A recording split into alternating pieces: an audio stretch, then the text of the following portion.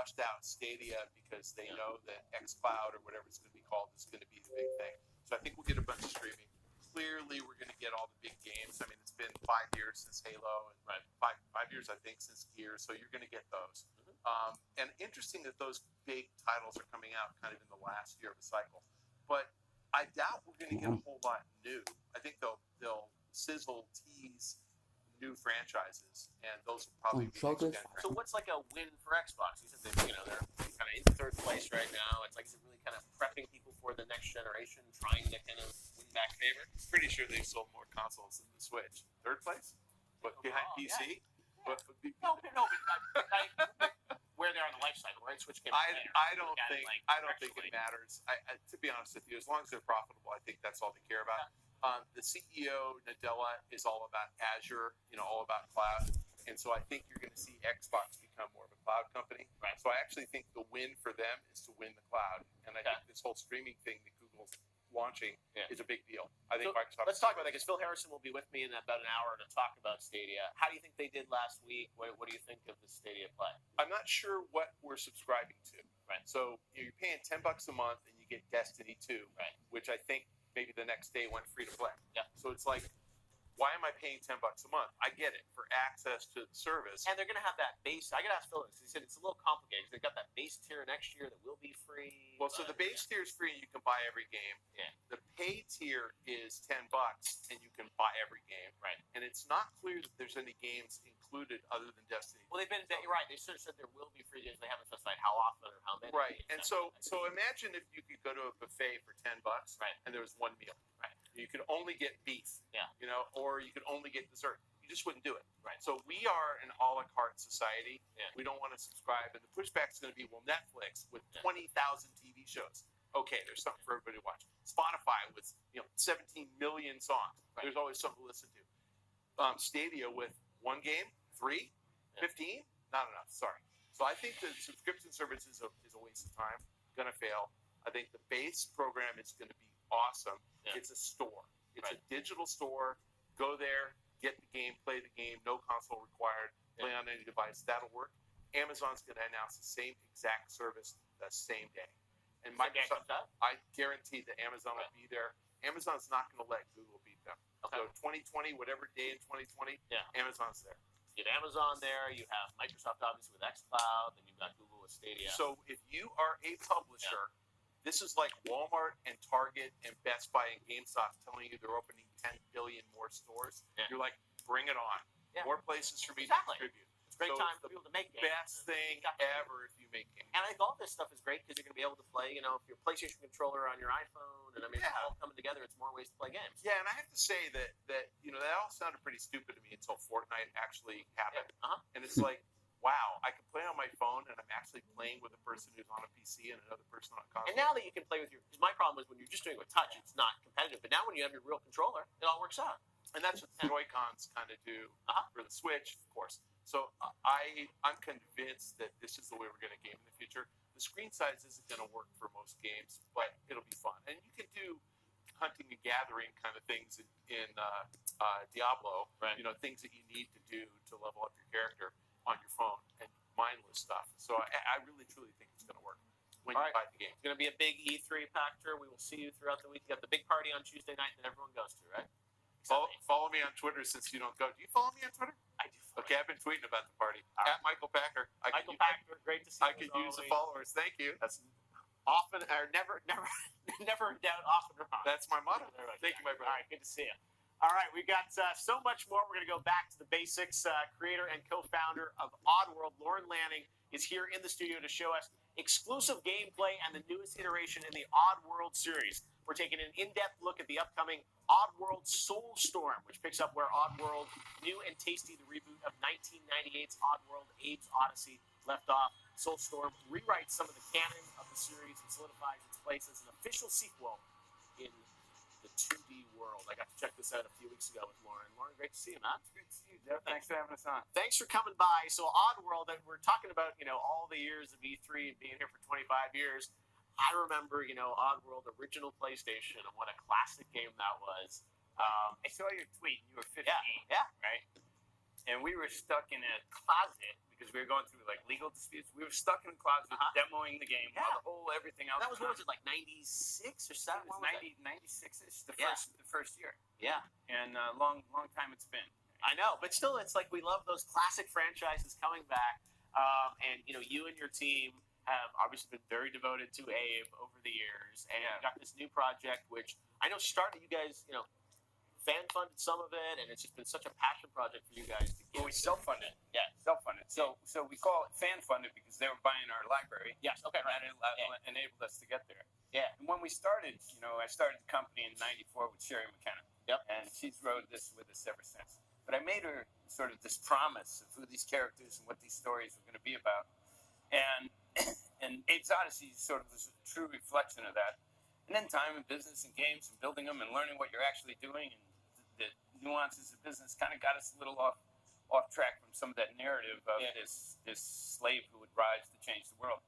And so today we're coming back with recent successes on New and Tasty and refocusing on let's get back to that original journey and let's get more into the consequences of achieving your ambitions, which is really, I guess, to the sort of karmic influence of what's happening in our games. It's something we've always touched on, but we really want to push further this time.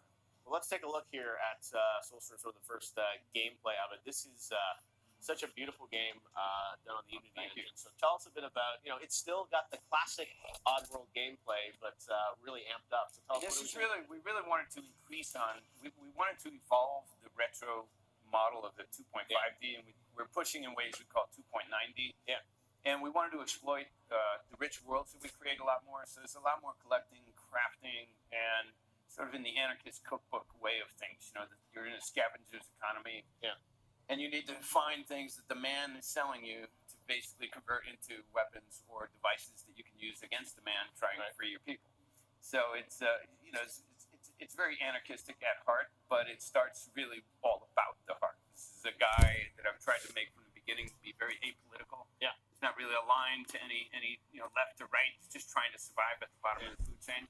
Well, I mean, the intensity of this, where it's got 2D but has some 3D elements to it, is incredible. And obviously, like the old Oddworld games, you're recruiting guys, right? Yeah. Oh, yeah. So it was always about trying to build more empathetic connection to our characters, and so we found that was more successful with being able to talk to them, being able to have them follow you, being able to have you be responsible for their success and freedom, and then all the mishaps that happen along the way. So we have a whole cast of very vulnerable characters that are going through extremely violent conditions, and when you blow it, we sort of rely a bit on the comedy of the failure. Yeah. No, that's part of the fun is that, with Oddworld, there's always that little tongue in cheek. It's a bit twisted, but we try to keep it lighthearted. And a lot of items. So I know when we were playing a few weeks ago, you're literally combining the thread, kind of adventure game style. I mean, there's a lot there. So we inherited a lot from classics. Yeah. The RPG had a lot of things that we could borrow from. We really wanted to boost up in an economy, and traditionally Abe was more of a puzzler, platformer, one-off condition, puzzles. Yeah. We really wanted to enhance that to a much greater level, and that meant we had to get much more into various sets of economies. One being obviously moolah economy, financial economy, and then the other being a spiritual economy. Yeah. So it's like you may have achieved your goal of escaping your oppressors, but you do it, and how you did it is going to affect you, your followers, and ultimately your destiny. And that we're actually starting to reflect on screen in real time. So after 6 games here now, we finally have all that happening on the screen. So we're pretty excited about how we think the audience might react to that, and it's getting kind of juicy. Well, it's awesome to see that you got gameplay here at E3. When can we expect this thing? Because I know it's a big project for a small team. It is a big project for a small team. We've been working on it for 3 years already. We hope to be done in the next year, in 2020. We hope to be delivering. It's our target. And but as I say, it's going to be great. It's got to be great, whether we're going to get slaughtered. We know how the fans online want the best. But and also we have such a fond memory of a lot of these franchises, and it's great that they're back. But we want them to be fantastic. We got to do it well. Yeah. Or they're not going to keep supporting us, so we're trying. Awesome. Well, thank you for giving us a sneak peek here at E3. Have a great E3, Lauren. We've got so much more YouTube Live at E3 still to come. And now it's showtime for a showdown, Samurai Showdown, that is. Fans of the original SNES weapons-based fighter, this is the reboot you've been waiting for. And here is a world-exclusive trailer to tease a little bit something that's coming as DLC. Check it out. Do you know why they're already showing DLC before the fucking game? I'm not on board. I don't care about this game, but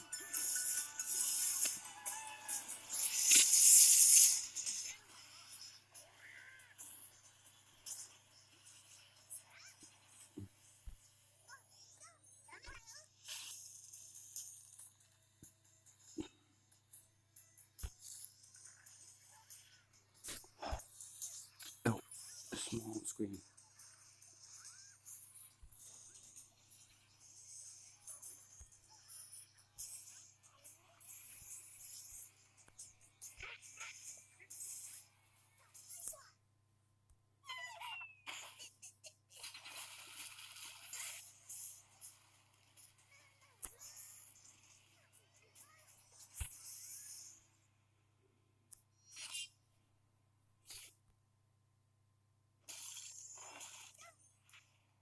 There we go.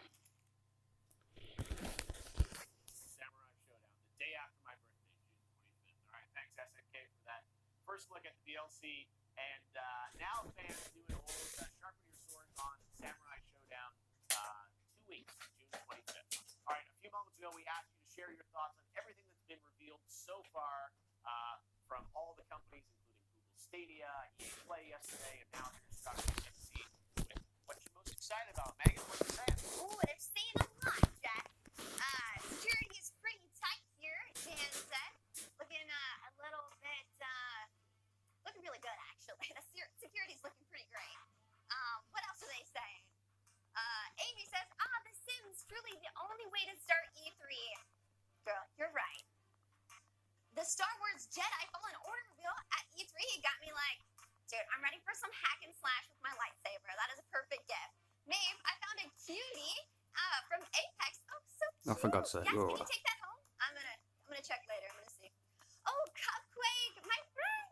Oh my gosh, yes, The Sims supporting Pride. This makes me so happy. It is Pride Month. That's amazing.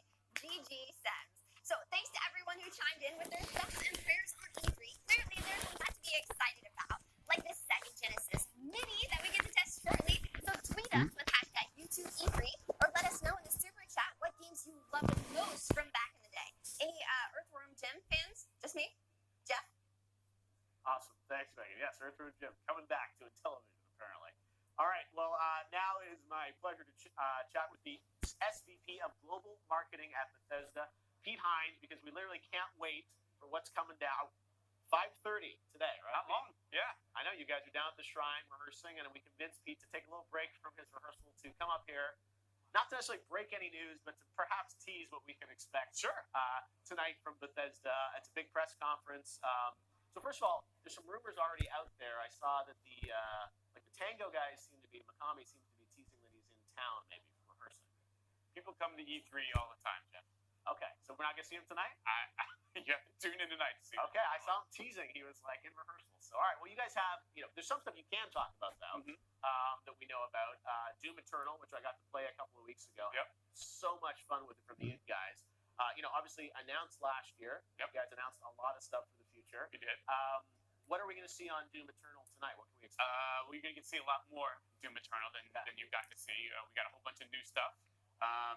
Maybe some more info on some aspects of the game you haven't seen.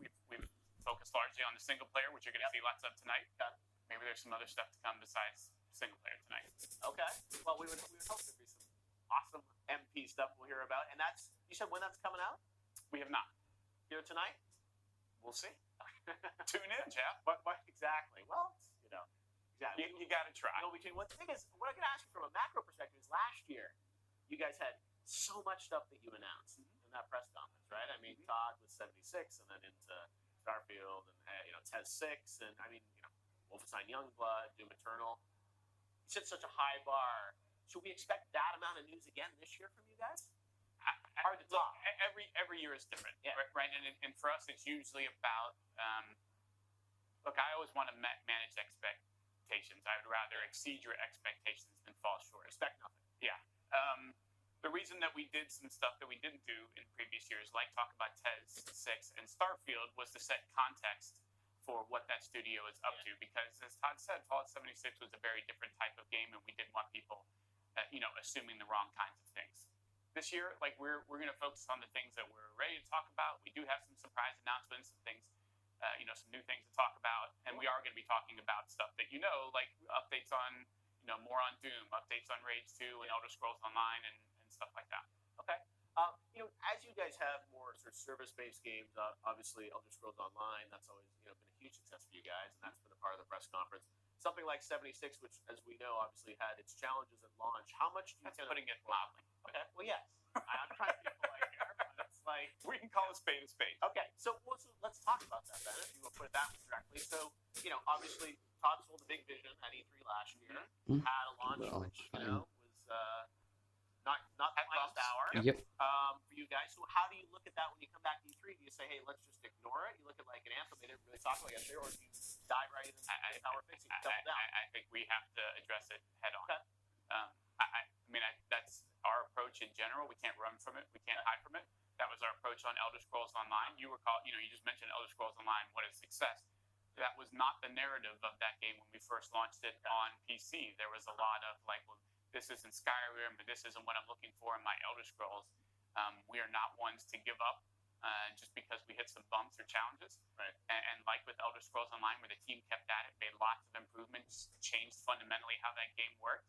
And it has been, honestly, it is remarkable what a success that game has been and continues to be, as Matt will talk about tonight. Our approach is no different on 76. We have made a ton of fixes and changes. A lot of Appalachia and the updates we've done has been really, really well received. We still have a long way to go, but we are not quitters. We're not going to give up. We got a really great group of folks that continue to play that game and give us good feedback, and we are going to stick to it and address it. So when you look at it, and part of it's marketing too, I guess when you look back, what did you learn from that?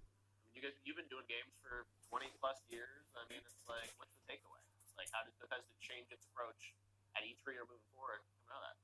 Complicated question on that. It is a complicated question. I'll keep it general and just say we learned a lot. I think the studio learned a lot as they admitted they had never done a game like this before. I think they realized in retrospect there's some things probably they would have done differently. I'm not a dev, so it's really not for me to get into that stuff. I think it's better for Todd. And it was also from a marketing, you guys sold it certainly as like a big bombastic kind of Fallout experience. Some people say, hey, maybe it could have had a slower early access ramp or whatever. And sure, there's any number of things in retrospect we might have done differently. But at the end of the day, there are some lessons that we can take away from it going forward. But more importantly for us is to own it and fix it. And the main thing that I've tried to do is to make sure that we as a company and they as a studio are communicating, are talking to the players that we do have, figuring out how to improve the game, figuring out the things that people want.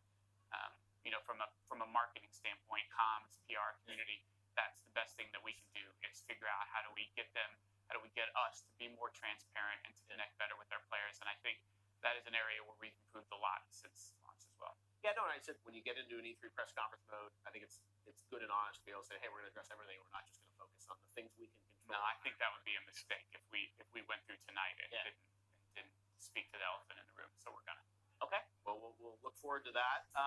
And I also want to ask you about just the industry in general, since you've been in it for so many years. You've been to how many? 20 plus. This is my 20th at Bethesda, 22 overall. So so a lot of E3s, and it's an interesting year with Phil Harrison's going to be here with Stadia in a little bit. You guys are certainly making a pretty heavy bet, I think, on that in terms of partnering with that. So where do you see kind of the industry going? There's rumors Xbox is going to talk about the new generation systems. We know PlayStation coming out. I think it's good for people that create content that there are more places and more ways to access it. For sure. The interesting thing about streaming is why is that it? It's too even cool. though there's going to be a variety of different players then- in the space, the And delta between where's the live supporting no one much? and I'm another confused. is a lot different than the delta between one console and another, right? The way that Sony decides to architect a console and the way that Microsoft do result in pretty healthy amounts of works to get a game to work on that specific box. For a streaming service, it's not exactly the same. So when you're talking about Stadia or an xCloud or you and Pac were talking about Amazon, whoever it is that has them, it's just not that wildly different. And the big thing for us, I said to you on any number of occasions, is you put all this time and effort into making a game. we want as many people as possible to be able to play it, and that's what streaming means for us. It means people in areas where it's hard to get your hands on a console, or they simply don't have the resources to outlay that kind of cash for a machine. But I can pull up my phone and download a full experience game that I would have never gotten to play and be able to stream it where I am. That's a pretty big game changer, and something that we as a company have been looking into ourselves for a while and looking into tech in that area. So yeah, we're very excited about the possibility of lots more people being able to play what we make. Yeah, no, it's cool. And you said it's where it's all going. I think we all agree eventually we're going to get there. Don't forget it's 5 man, come on. There is no magic like, oh, next year it's all like everything has changed. In some ways, and I don't mean to compare the two, but there was a lot of similar questions around VR when VR started rolling out. We showed it. A lot of folks were rolling it out. I don't think there's any one like, oh, now everything on gaming is this one platform or this one thing. Gaming is simply too diverse. It's too varied, and honestly, I think that's the way that it should be. People will find the games they want to play on the platforms they want to play on. All right, well, big press conference tonight, 5:30, about an hour of Bethesda business, right? A little more than an hour. Okay. Yeah. And I think Todd's already said we're not going to, but we won't see anything on Starfield or Elder Scrolls 6 tonight. We've already said to make sure we manage expectations. Yeah, okay. There won't be anything on Starfield at TED 6, but I think there's plenty to tune in to see. Okay, well, you guys always put on a phenomenal show. Thank you. Lots of big news. Thank you for bringing the goodness to E3. We'll see you on stage probably tonight, right? Sir. All right, Pete Hines, always a great Great to see seeing you. you here at E3. All right, and now we're going to move on to a guy that came all the way from Australia to visit us. You know him and you watch all his amazing Fortnite content on YouTube lately. He likes to play video games.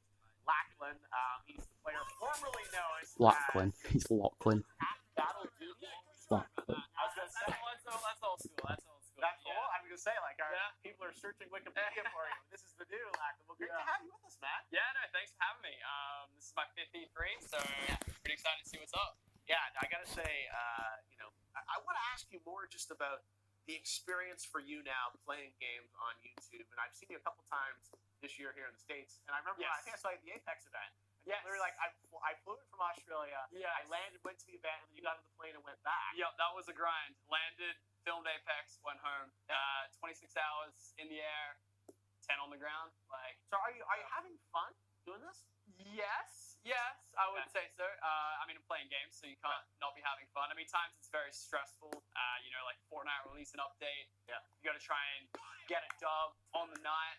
And like updates normally come out. I know on the East Coast they come out very early, like 4 a.m. But for us, time conversion about 6 p.m. So you want to try and get it done before around midnight. Then you can start editing, get it out the next morning. And if you don't get the dub, you're up really late. You're up till like 4 a.m., 5 a.m.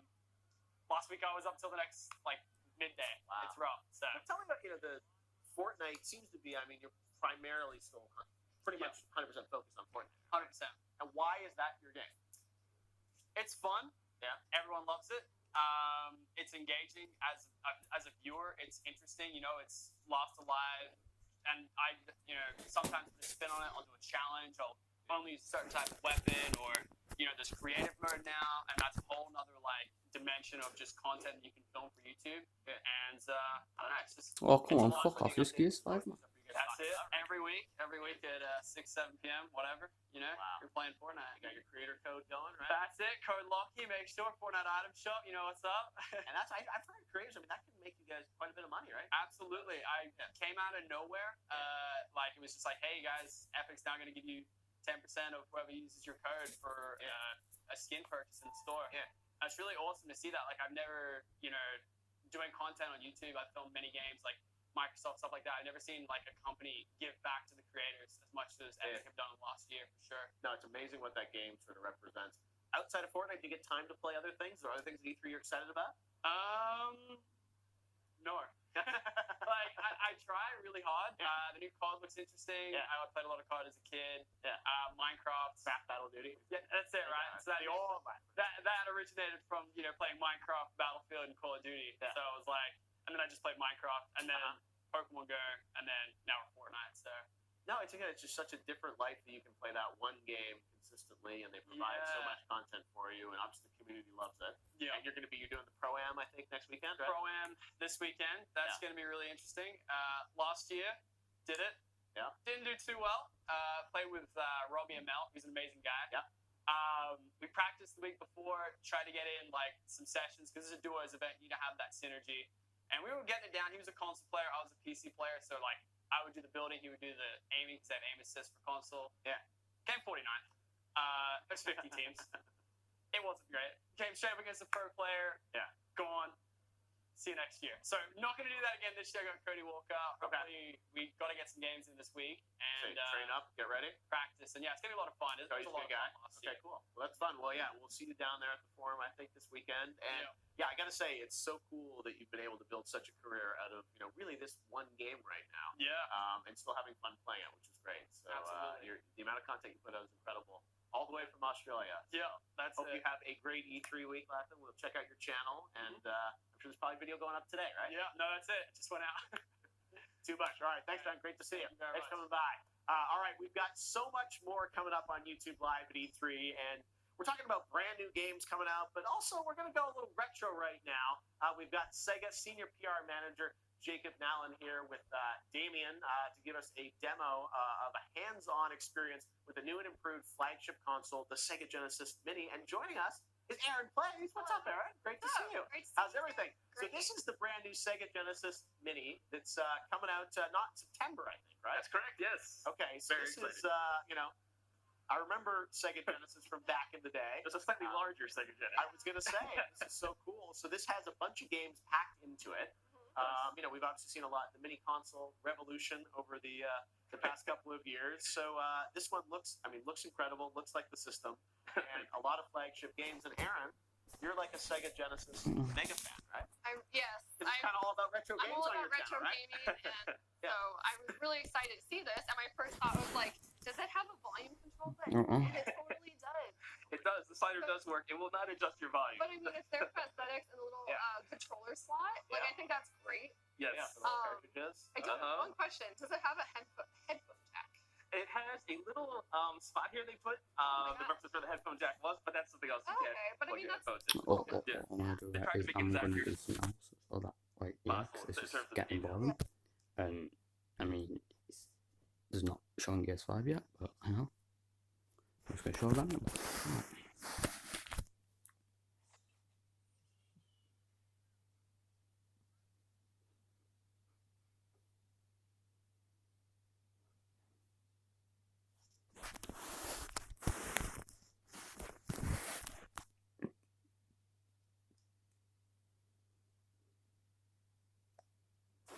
Also, let's get PS5.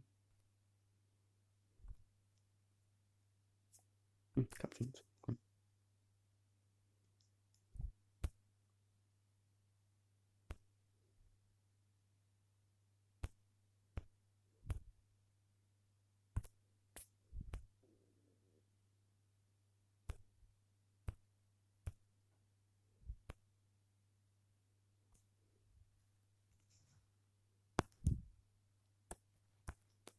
Guys, I can't really show these. Is one party games. I know. What the hell? Why not?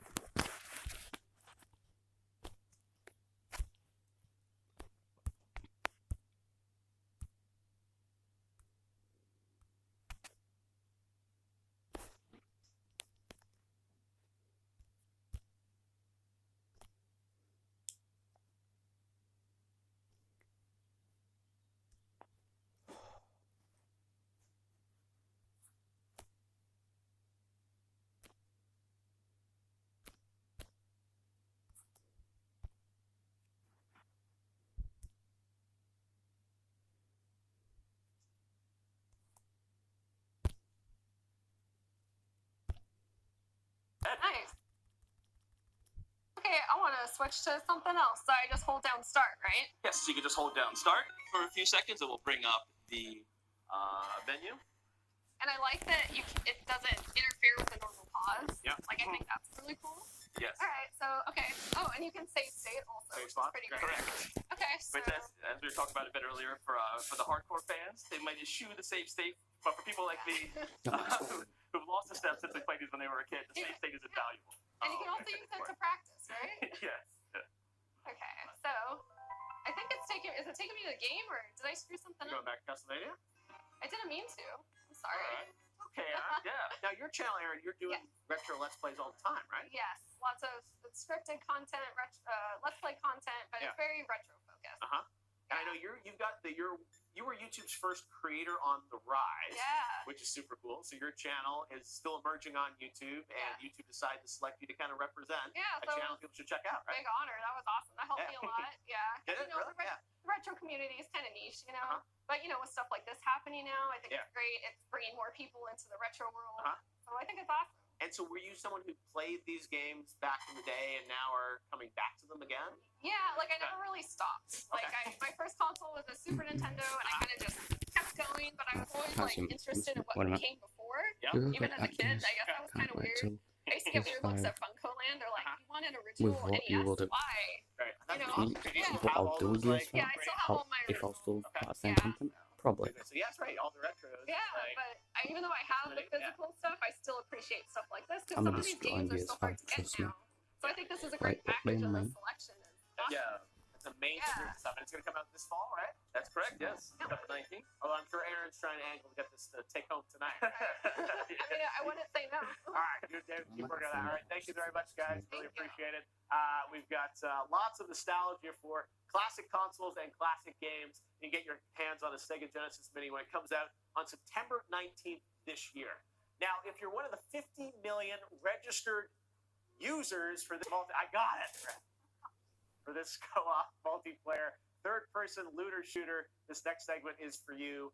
And if the above appeals to you, jump on board because this community continues to grow. I'm talking about, of course, Warframe, and joining me is Live Ops Community Director Rebecca Ford. Share with us some updates on all things Warframe. Great to see you. We missed you last year. We had Megan last Oh, year. Megan was awesome. She I know. paved the way for me, and I'm so happy to see you again. Good to see you again. I know. It's. I was joking when I did that intro because a couple years ago at Game Awards, right? We went to Hideo Kojima, right to Rebecca Ford, and then. My nerves were hot. I was there. It was my first time ever. Would you call your registered users? There is a chance I said registered losers, but I think this is a redemption moment. I didn't know we were going to go this way, but I feel redeemed. Water under the bridge. Moving on. Well, because the thing is, that was, I don't know, 2 or 3 years ago. It was. And Warframe just keeps growing. You guys brought it up for Switch last year. I mean, it's literally, it's everywhere now. It has grown so much since then. So the joke has not died, which is one thing. So what we have grown with our community and our size, the memes live on. So it's hard. Well, you guys do such a great job, though, updating the content. It's a beautiful game, and you guys, in many ways, were sort of ahead of the curve with sort of making it so accessible to people to check out, free to play, and it's amazing what you've built on it. So I know you've got TennoCon coming up this summer, right? That's usually where you guys, I remember last year we had a ton of news coming out of it. It was kind of the biggest day in Warframe ever. So a year later, we're going to be heading back to TennoCon 2019, 4 years into the event. And people have been waiting about a year for updates or information. The anticipation is huge for, what are we going to do this year with Warframe? And, yes, so what can you do? Are you here at E3? Are you going to tease anything? Or what can we expect this week? Well, I think all things considered, if you've been following the game for a long time, we say Space Ninja a lot. Yep. So it's about to put the space aspect of that a little more literally. Talk about it in a bit more of a, familiar, but at the same time, delivering the next era for Warframe. Okay, so that's stuff that you sort of start to tease this week and pay off at TennoCon, and then it's later this year get to play more or something? Hopefully, that's the plan. Like, our community knows us, and they know that whatever we're planning, whatever we're working on is rooted in the idea of being different, being exciting, and bringing just a new flavor to this 7-year journey we've been on. Yeah. And TennoCon will reveal just that.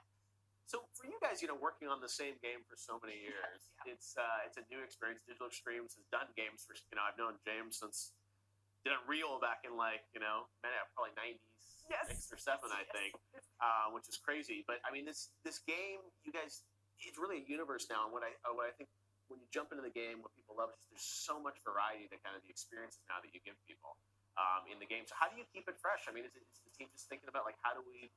You said space. How do we do cool space combat? Or how do we, I think it's just believing in the choices that we want to make about.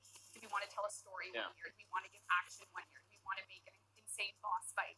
It's about a whole diversity of experiences, and at the root of it all, there's this story of just mystery, the story of the Lotus, the story of what the players really do direct a lot of what we're doing. To be honest, if they're there's no end game content that's kind of behind the scenes focus to talk about and figure out. If they want to show off their melee, if they want to work on being the best space ninja they can be, we kind of correct their course a little bit based on that type of thing.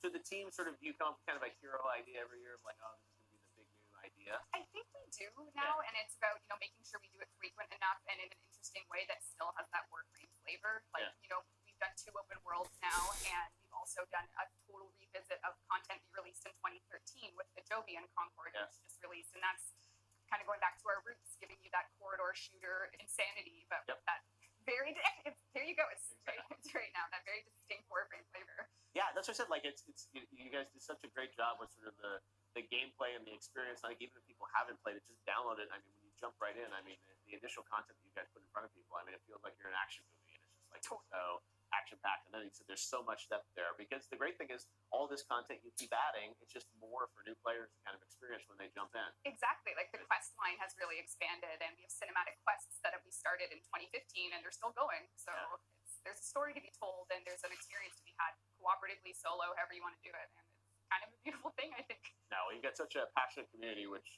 knows and loves this game and has lots of opinions. So TennoCon coming this summer, right? All right, so that's fans from around the world coming up to Ontario, right? Canada, your homeland. I was going to wear a Raptors jersey, actually, but I didn't know if that was going to be allowed or not. Tomorrow night, right? I know. Yes, it's amazing. Yeah, go Canada, but it's Go like that's Canada. no. I say even last year at the Game Awards, there were all these like amazing Canadian developers on stage, including you guys. So it's so cool to see that you guys are able to do this game, Waterloo, and do good stuff. So we will see more from Warframe. You guys are going to be on tomorrow. You're doing some stuff, I think, at PC Gaming Show, That's right. Yep. Okay, so we'll tune in there and get a hint of kind of what's coming. I think so. I think fans that have been waiting a year to kind of see just exactly what we've been up to will be pretty thrilled to see just setting the course for what's going to come at TennoCon. And I'm sure TennoCon will be streaming, so everyone will be able to watch. Yeah, this is the first year we're streaming the whole main stage. So for the thousands of guests coming, they're going to be able to check everything out. But if you're sitting at home, couldn't make it to London, Ontario, Canada, there will be plenty to watch on stream. So. All right. Well, Warframe, the story continues. Hopefully, we'll see you again in December at the awards. And it'll be the same without you. I think you guys had your Christmas party. I think We did, we did. But it's so good to see you and be here. You make me feel really special. Oh, Thanks for having me. Thanks for coming by as always. More from Warframe. And again, download it today. Check it out. Play it. It's an amazing game that continues to grow. All right. Well, now that we're in the Warframe of mind, we've got a battle royale with cheese for you. Feast your eyes and ears on perhaps the best collab of all time of Fortnite and the man, the myth, the legend, Mr. Samuel L. Jackson and Myth. Check this out. Hey, where you at, man? Okay, look, I see you. Follow me. I'm gonna show you exactly where the chest is, bro. Hey, man, can I help you? I just had a little incident outside. You mind if I duck in here and lay low for a bit? Yeah, sure, have a seat. What you doing? Just some duos. Duos? Oh, yeah. I've had duos, trios, and my time quadruples. But didn't look anything like this cartoony shit. We're going up against 100 people, and the objective of the game is to be the last one standing. Okay, see? Now you speaking my language. Hey, aren't you the guy from the Matrix? No, motherfucker, I'm not the guy from the fucking Matrix. I'm Shaft. Who is Shaft? Take a ride. I'll show you who Shaft is.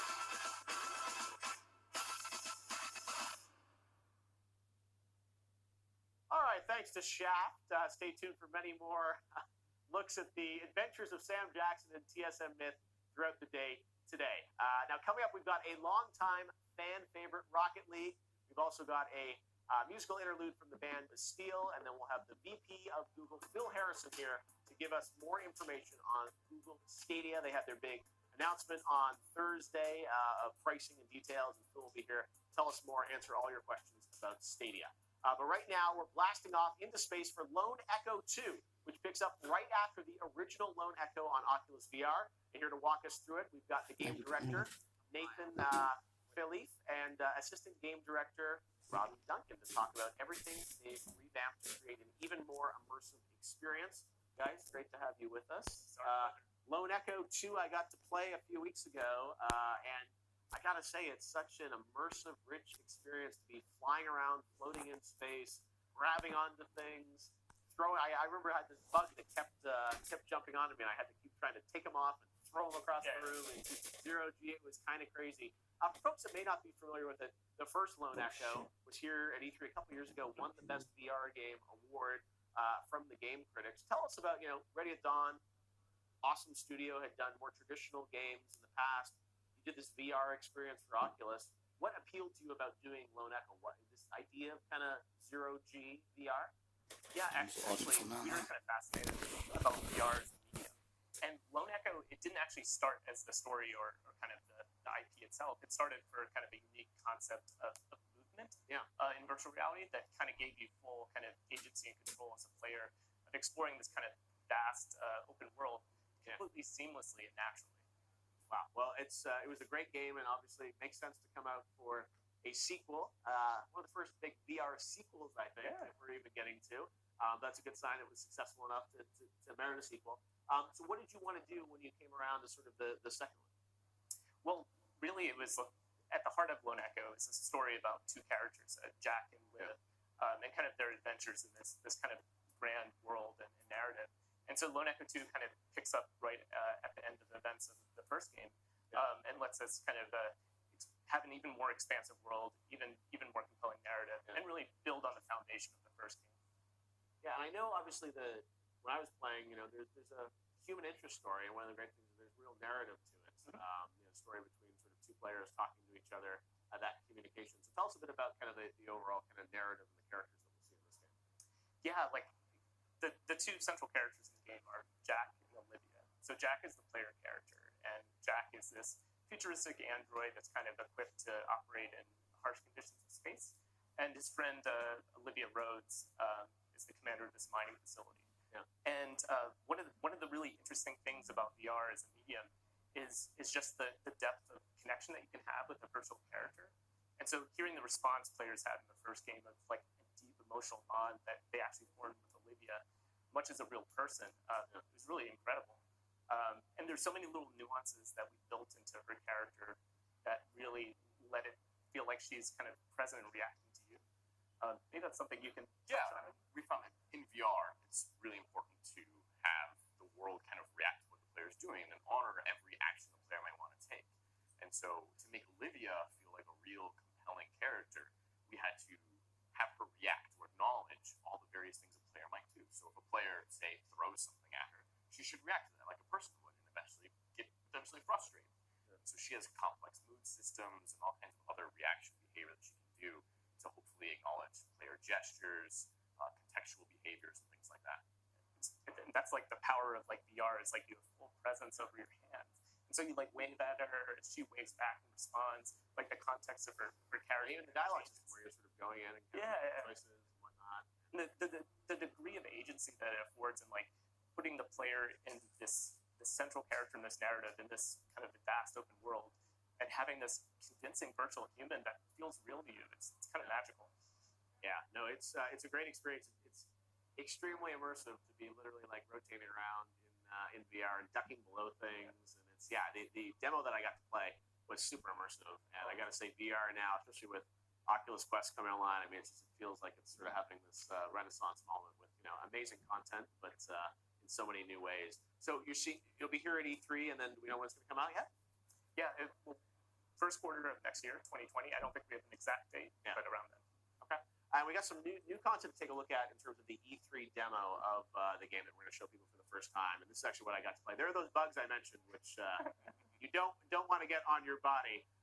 There are these great moments in the demo where you're literally trying to sort of attract them to these other receptacles to keep them away from you.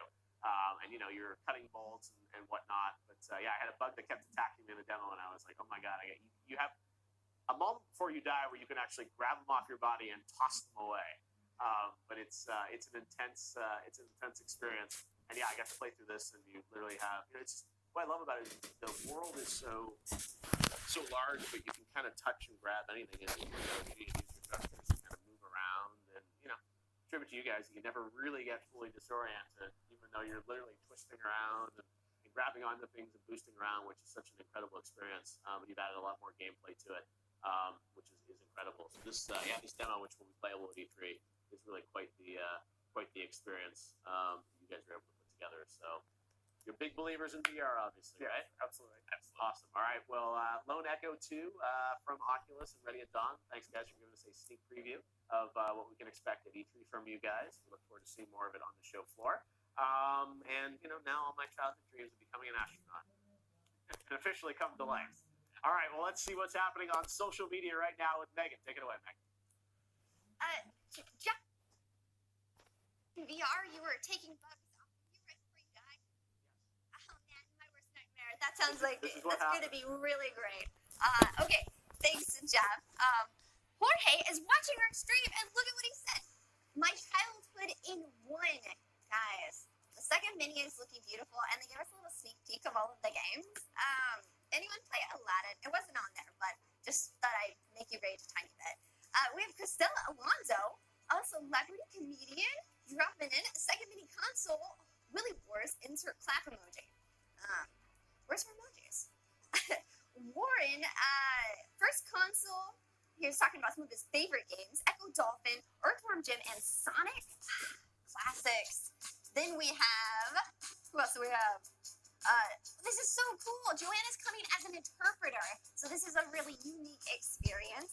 And she's super excited for Alex Kidd Enchanted Castle. That is a throw a bag. Oh, and then we have, look at this. Iconic games.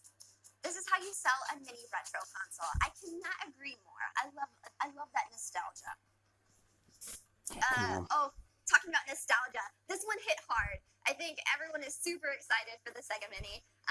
As Kellervo is saying, oh, these Twitter names, you guys are just coming at me quick. Keep them coming because I'm excited to keep having this conversation. That brings back so many amazing memories. Thanks everyone for the social media shout outs. We love hearing about all the games that you loved throughout the years. This is truly the most wonderful time of the year. It's basically Christmas for us. But games are global, so let us know where in the world you're watching from, and send us a selfie of your viewing setup. And be sure to use the hashtag YouTube3. Back to you, Jeff. Thanks, Megan. We got lots more E3 live fun coming your way. And now joining me all the way from Spain is a YouTuber who is a phenomenon unto himself. He's nominated for Content Creator of the Year at the Game Awards. Willie Rex, it's great to have you here with us, man. Nice to meet you in person. I didn't see you at Game Awards because you were still over there in Spain. But I got to say, I knew a little bit about your channel, but when you got nominated last year for the Game Awards, your community, they are just so passionate about you. It was amazing to see them all sort of rally behind you for the Game Awards. So nice to meet you in person. Thanks for coming all the way from Spain to E3. What was that experience like for you last year, being nominated for the Content Creator of the Year award? Well, it was amazing. I wasn't expecting to be nominated, but when I knew, because I've been in the band actually for a couple of years, and being nominated is like, wow, am I actually there? So I was very happy and very proud to be there. Well, it was awesome to have you nominated. Hopefully, we'll see you again we'd love to have you at the awards this year. You know, your channel, if people aren't familiar with it, you know, you do it in Spanish, and it's got such an amazing audience. There's a passion behind it of your fans. E3, do you normally come to E3? Yeah, this is the 8th time. The 8th year in a row I come here for E3. That's amazing. Yeah. So what, I mean, you know, we obviously see you doing lots of, you know, amazing streams and whatnot of games, but why do you come to E3? What gets you excited about it? Every year we come here to like play different games. Yeah. So it's like the first year it was for showing like our audience and everyone how it was living, like the experience in first person. So I think just for the past years there is a lot of people coming from Spain, a lot of YouTubers. Yeah. So we just hang out, have fun, and play new games. I mean, tell me a bit about your career and the evolution of it 8 years ago when you were coming to E3. I'm sure it's very different than it is today. I mean, building your channel, how did you build it? Was it just you sort of just playing games and content and you just found an audience? Yeah, for me it was like I was watching some other YouTubers from here, from the US, and I was like very frustrated because I wanted to watch like videos every day and they took them for a week to upload a new video. Yeah. So I was like, if I am ever a YouTuber, I'm going to make videos every day. So that's why I keep making videos daily. I see that you've been making daily videos for how long now? Almost 10 years. 10 years. Just think about this for a second, guys. 10 years, he's been making a video every day, 365 days a year. Yeah, not missing a single one. And you haven't missed a day. No. So you've literally made over like 3,650 videos. Yeah, a lot. I have like 6,000 or 8,000 videos. Wow. In my 2 channels. So it's amazing. I mean, that, you know, and are you still? You must be having fun doing it, right? Yeah, like for me it doesn't seem that much, because I just wake up, I make videos, like make like 2 or 3 videos a day. So for me,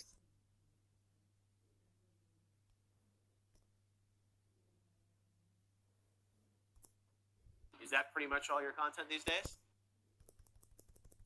Games and Minecraft. Yeah. Now it's like Fortnite on my main channel, and I remember that when I started playing. Yeah. Now we have content like almost every day. It's very easy to make videos, like 2 videos a day. Yeah. On Fortnite I know, keep the game they fresh. give you lots of content to mine to create videos. What else are you excited about? Are there other games at E3 that you want to see that you're excited about? To be honest, I just want to be surprised. Yeah. I don't know. Maybe they have something for us. Now is the Microsoft conference, so we will see. Yeah, you gonna go over to Microsoft afterwards? Yeah. Check that out? Yeah, I think they'll have Gears 5, other things, and then obviously the Fortnite Pro-Am. Next weekend you'll be there playing. Who are you playing with? No, I'm not going this year. No, I came last year, but I couldn't make it this year. You gotta go back and make those videos. Yeah. Those videos don't make themselves every day. All right, well, Alex, it's great to have you with us. Thank you so much for joining us on the YouTube show. Hello to all your fans in Europe. Excited to be over there this summer. We'll be doing a big show at Gamescom in Germany, so hopefully see you out there as well. Yeah, hopefully. Awesome. All right, great to see you, man. Thank you so much. All right, we got so much more YouTube Live at E3 still to go, and we've got the guys from Krillbite Studios here. Wow, you guys are matching. I love it. All right, we've got John here, and we're going to talk to the creative director as well at the game, Adrian, to demo their new game, Mosaic. Now, guys, this is a really cool game. I've seen the trailers on YouTube, and it's got such an incredible look to it. Yeah. As you guys do, this is this just for today, or this is the E3 look? We have to match the character, of course. Okay, all right. So this is the whole E3 look. So hopefully you brought a lot of ties and shirts. All right. So tell us a bit about Mosaic and the style of game it is. Yeah, so it's of course a very narratively heavy, atmospheric, story-driven, linear. We follow the life of this average, everyday commuter going back and from to work, with no sense of meaning and purpose in his life. And then, of course, in the mundane, your mind starts to wander, and he starts daydreaming of various things. So we follow him on this journey. And this is kind of based on personal experience? Yeah, so at least we worked really hard up to our last game, Among the Sleep, and everyone was super tired. So this is kind of based off of the burnouts the team felt, I think, wrapping up that game. And it's also, of course, about doing the opposite of doing what everyone else is doing. So, so here he's like exploring the optional things in the city, going the opposite way of everyone else. Going against the system. Yeah, that's kind of what we want. Is he a happy guy? It feels like it's a little bit lonely, right? It's super lonely. Of course, like when you see these This is anonymous shit. crowds just pouring around in the city, it's very easy to feel Go kind away. of lonely in that urban space. So you got your phone Yeah, there, yeah. You can obviously, retreat stuck in your your phone. screen, right? Yeah, yeah. Exactly like we all are, especially me.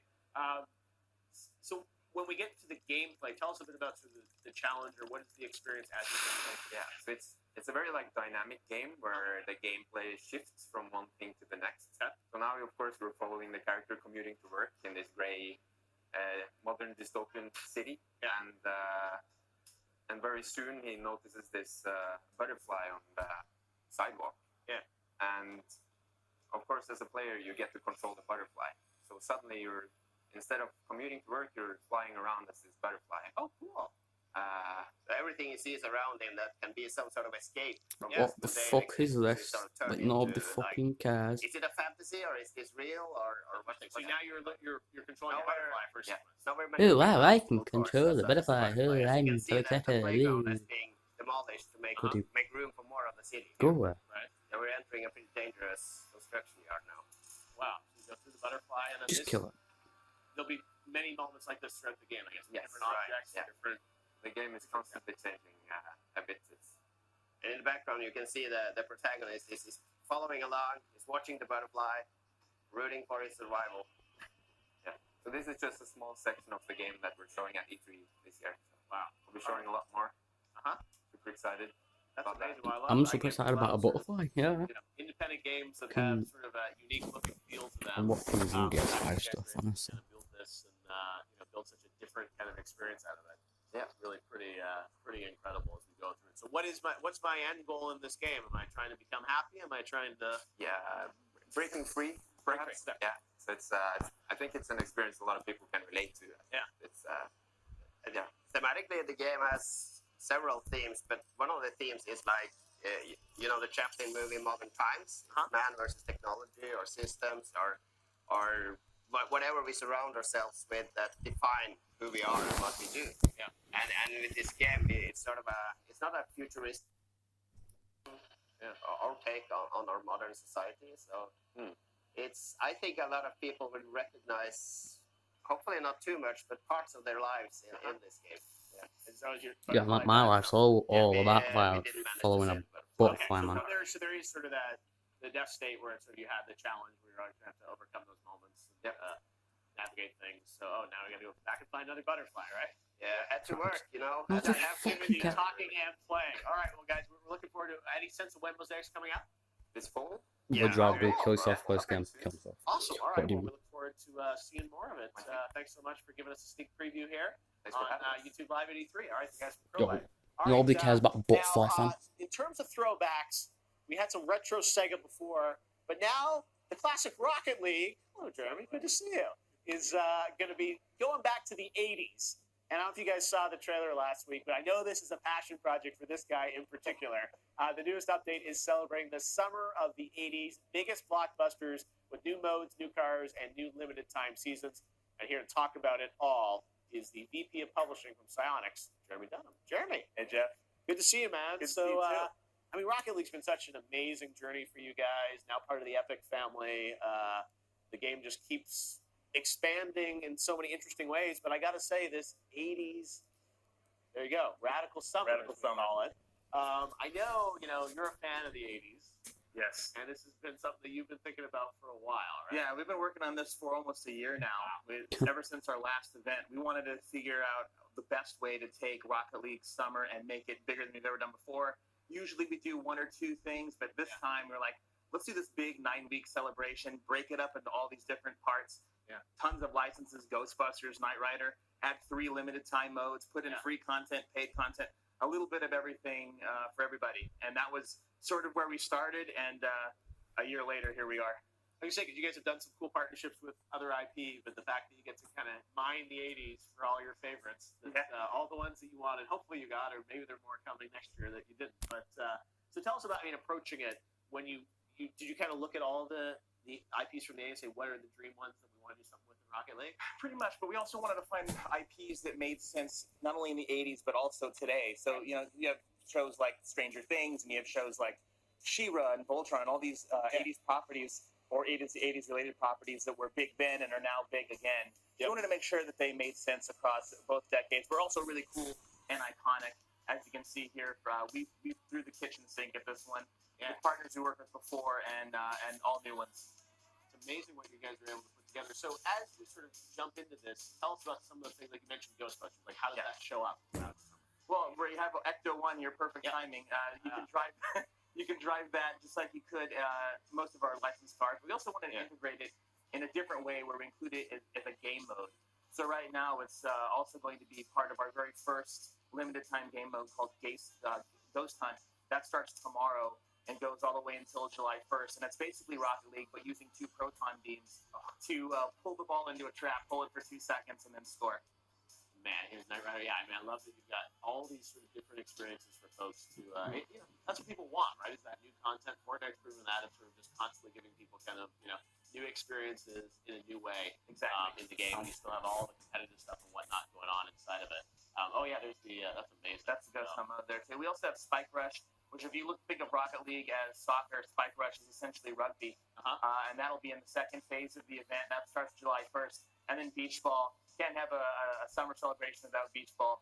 And that one will kick off as the last leg of our event. And here's all the dates here for you now for easy convenience. And what about on the music side? You guys have done such amazing kind of music on this game. What can we expect kind of from a musical perspective around the 80s here? Well, Kenny Loggins there did our song for the trailer itself, but we're also teaming up with that was a fun song to get a hold of. But we're also teaming up with Monster Cat, which we've done for years now, and we're putting together a special collection of music that's inspired by the 80s. It'll be both in the game and also available outside the game later in the year. Wow. All right. Well, you guys keep going. This is the summer. Any sense of, Rocket League, can we expect kind of more of these big events throughout the year now? I think so. I think you can just expect more things that are bigger in general for Rocket League. Now that we're teaming up with Epic, we have a lot more opportunity in front of us. And this is sort of an experiment for us to see if we go all out, what that can mean and how people react to it. Yeah. We're going to take those learnings and then try to do more meaningful, more regular events throughout the rest of Rocket League's life cycle. All right. Which hopefully is forever. I was going to say, you guys are well on track with now every season, Halloween events, Christmas events. It's like, I think people just love the game. I think it's the core gameplay is so compelling. It's like now when you can kind of layer in new things to experience, it's like all the more fun. So, well, congratulations on all the success of Rocket League, and we can't wait to see what happens. I know you're doing a big panel at E3 as well with Greg Miller on Wednesday, talking about all things Rocket League. So tune in. That'll be streaming live on YouTube to hear more about Radical Summer. Thanks, Steph. Jeremy, great to see you as always. All right, well, that was a cool look, a trip back to the 80s, all about music and so much fun back then. I love the 80s. And now we've got a behind-the-scenes clip, speaking of music, from the band Bastille. They are in London right now, rehearsing for some shows, and they absolutely love video games, especially Nintendo I have no games. idea. And they've got their third album, Doom Days, coming out this But I have no idea what it is. It's literally all I want to see. So it's Butterfly Game, what do you mean? Hello there, we're Bastille. Alright, we are rehearsing. But when Gears 5 is coming out, I'm going to put on first one, so.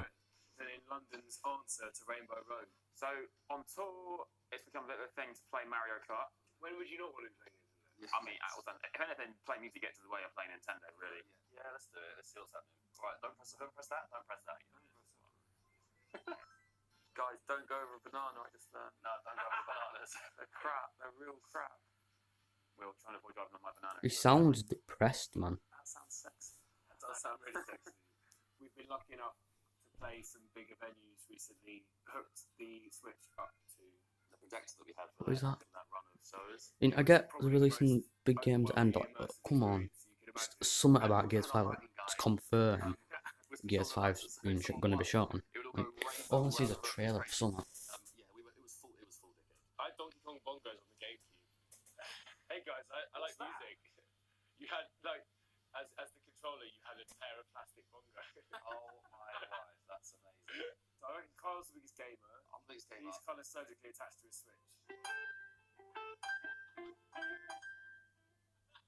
Would you by far is the most competitive? Yes, I am the best. I'm the most competitive, yes.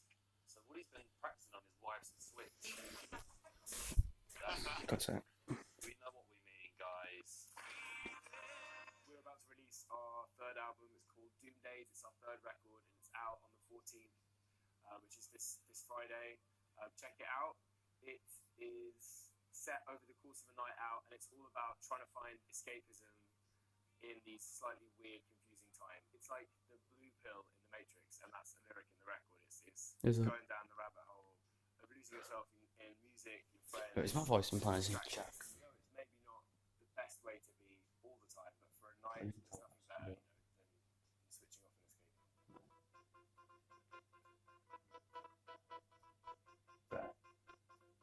My voice is on there.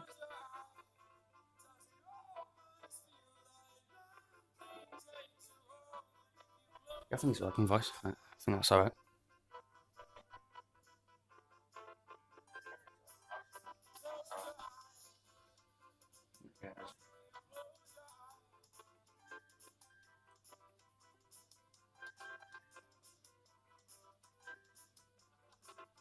Comes out the 14th of June.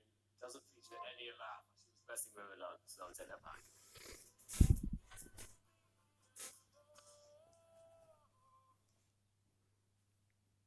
Thanks to the guys at Bastille, and I'm sure so many hours on tour, Mario Kart makes them feel just at home. Their third album, Doom Days, is coming out this Friday. Thanks to the band for filming that for us. Now, I'm sure you've all used Google before, but Google Stadia, that's something brand new. And here to tell us about it Is it all to do with Gears 5? No. President and GM of Stadia at Google. I swear to God, I'm just Phil going to watch some Harrison. Gears Phil, 3. I It said doesn't when look crap quality because I'm on 360, but 25 years of E3, I've been to everyone, and I remember the first E3 you were there with me, and we were hanging out at the PlayStation party in I do 1995. remember. Yes. And you are a longtime industry veteran, and it's so great to have you with us, and also working on Google Stadia, because I know this is something people may have heard about, but people understand this was so important to Phil that you moved your family over to the States from England because you're so excited about this project and what it represents for, I think, the future of the gaming industry. And I'm really excited to sort of hear from you as someone who's worked in this industry for over 20 years like me, why you're so excited about what Stadia represents. And I think the shift that it's going to represent for this industry, or your vision at least, of where games are going to go. And I think people have heard of streaming games, but they may not really understand it. So thank you for coming and joining us, first of all. And second of all, why are you so excited about this idea of streaming games and a product like Stadia? Well, first of all, thank you for having me. It's great to be here. And yes, 25 years ago, that feels like yesterday. And actually, we wouldn't be here without that 25 years of rich history that the industry provides us. Yep. And Stadia is very simple. It's a new generation gaming platform that streams games from a Google data center to any screen in your life.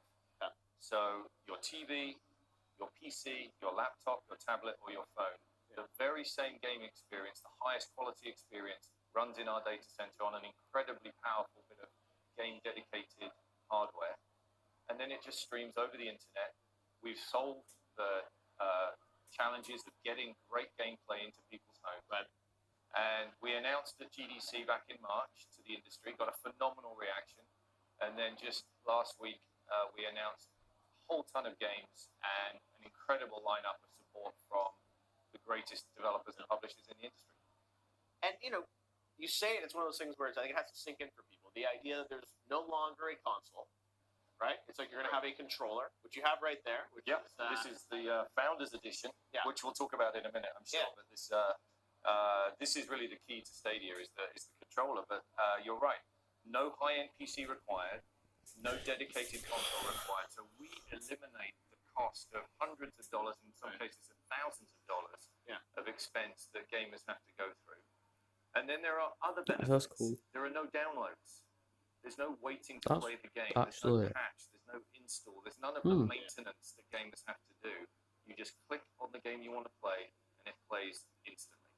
And again, some people will probably hear that and say, that's not going to work. But you guys did do a test last year, right, with Assassin's Creed Project Stream. That's right. And prove to people that this idea of streaming games without a box can work. That's right. And we're not the first people to bring streaming to the industry. This is something that has been trialed on a number of occasions. But it takes a company with the scale and infrastructure deployment of Google to be able to do this properly.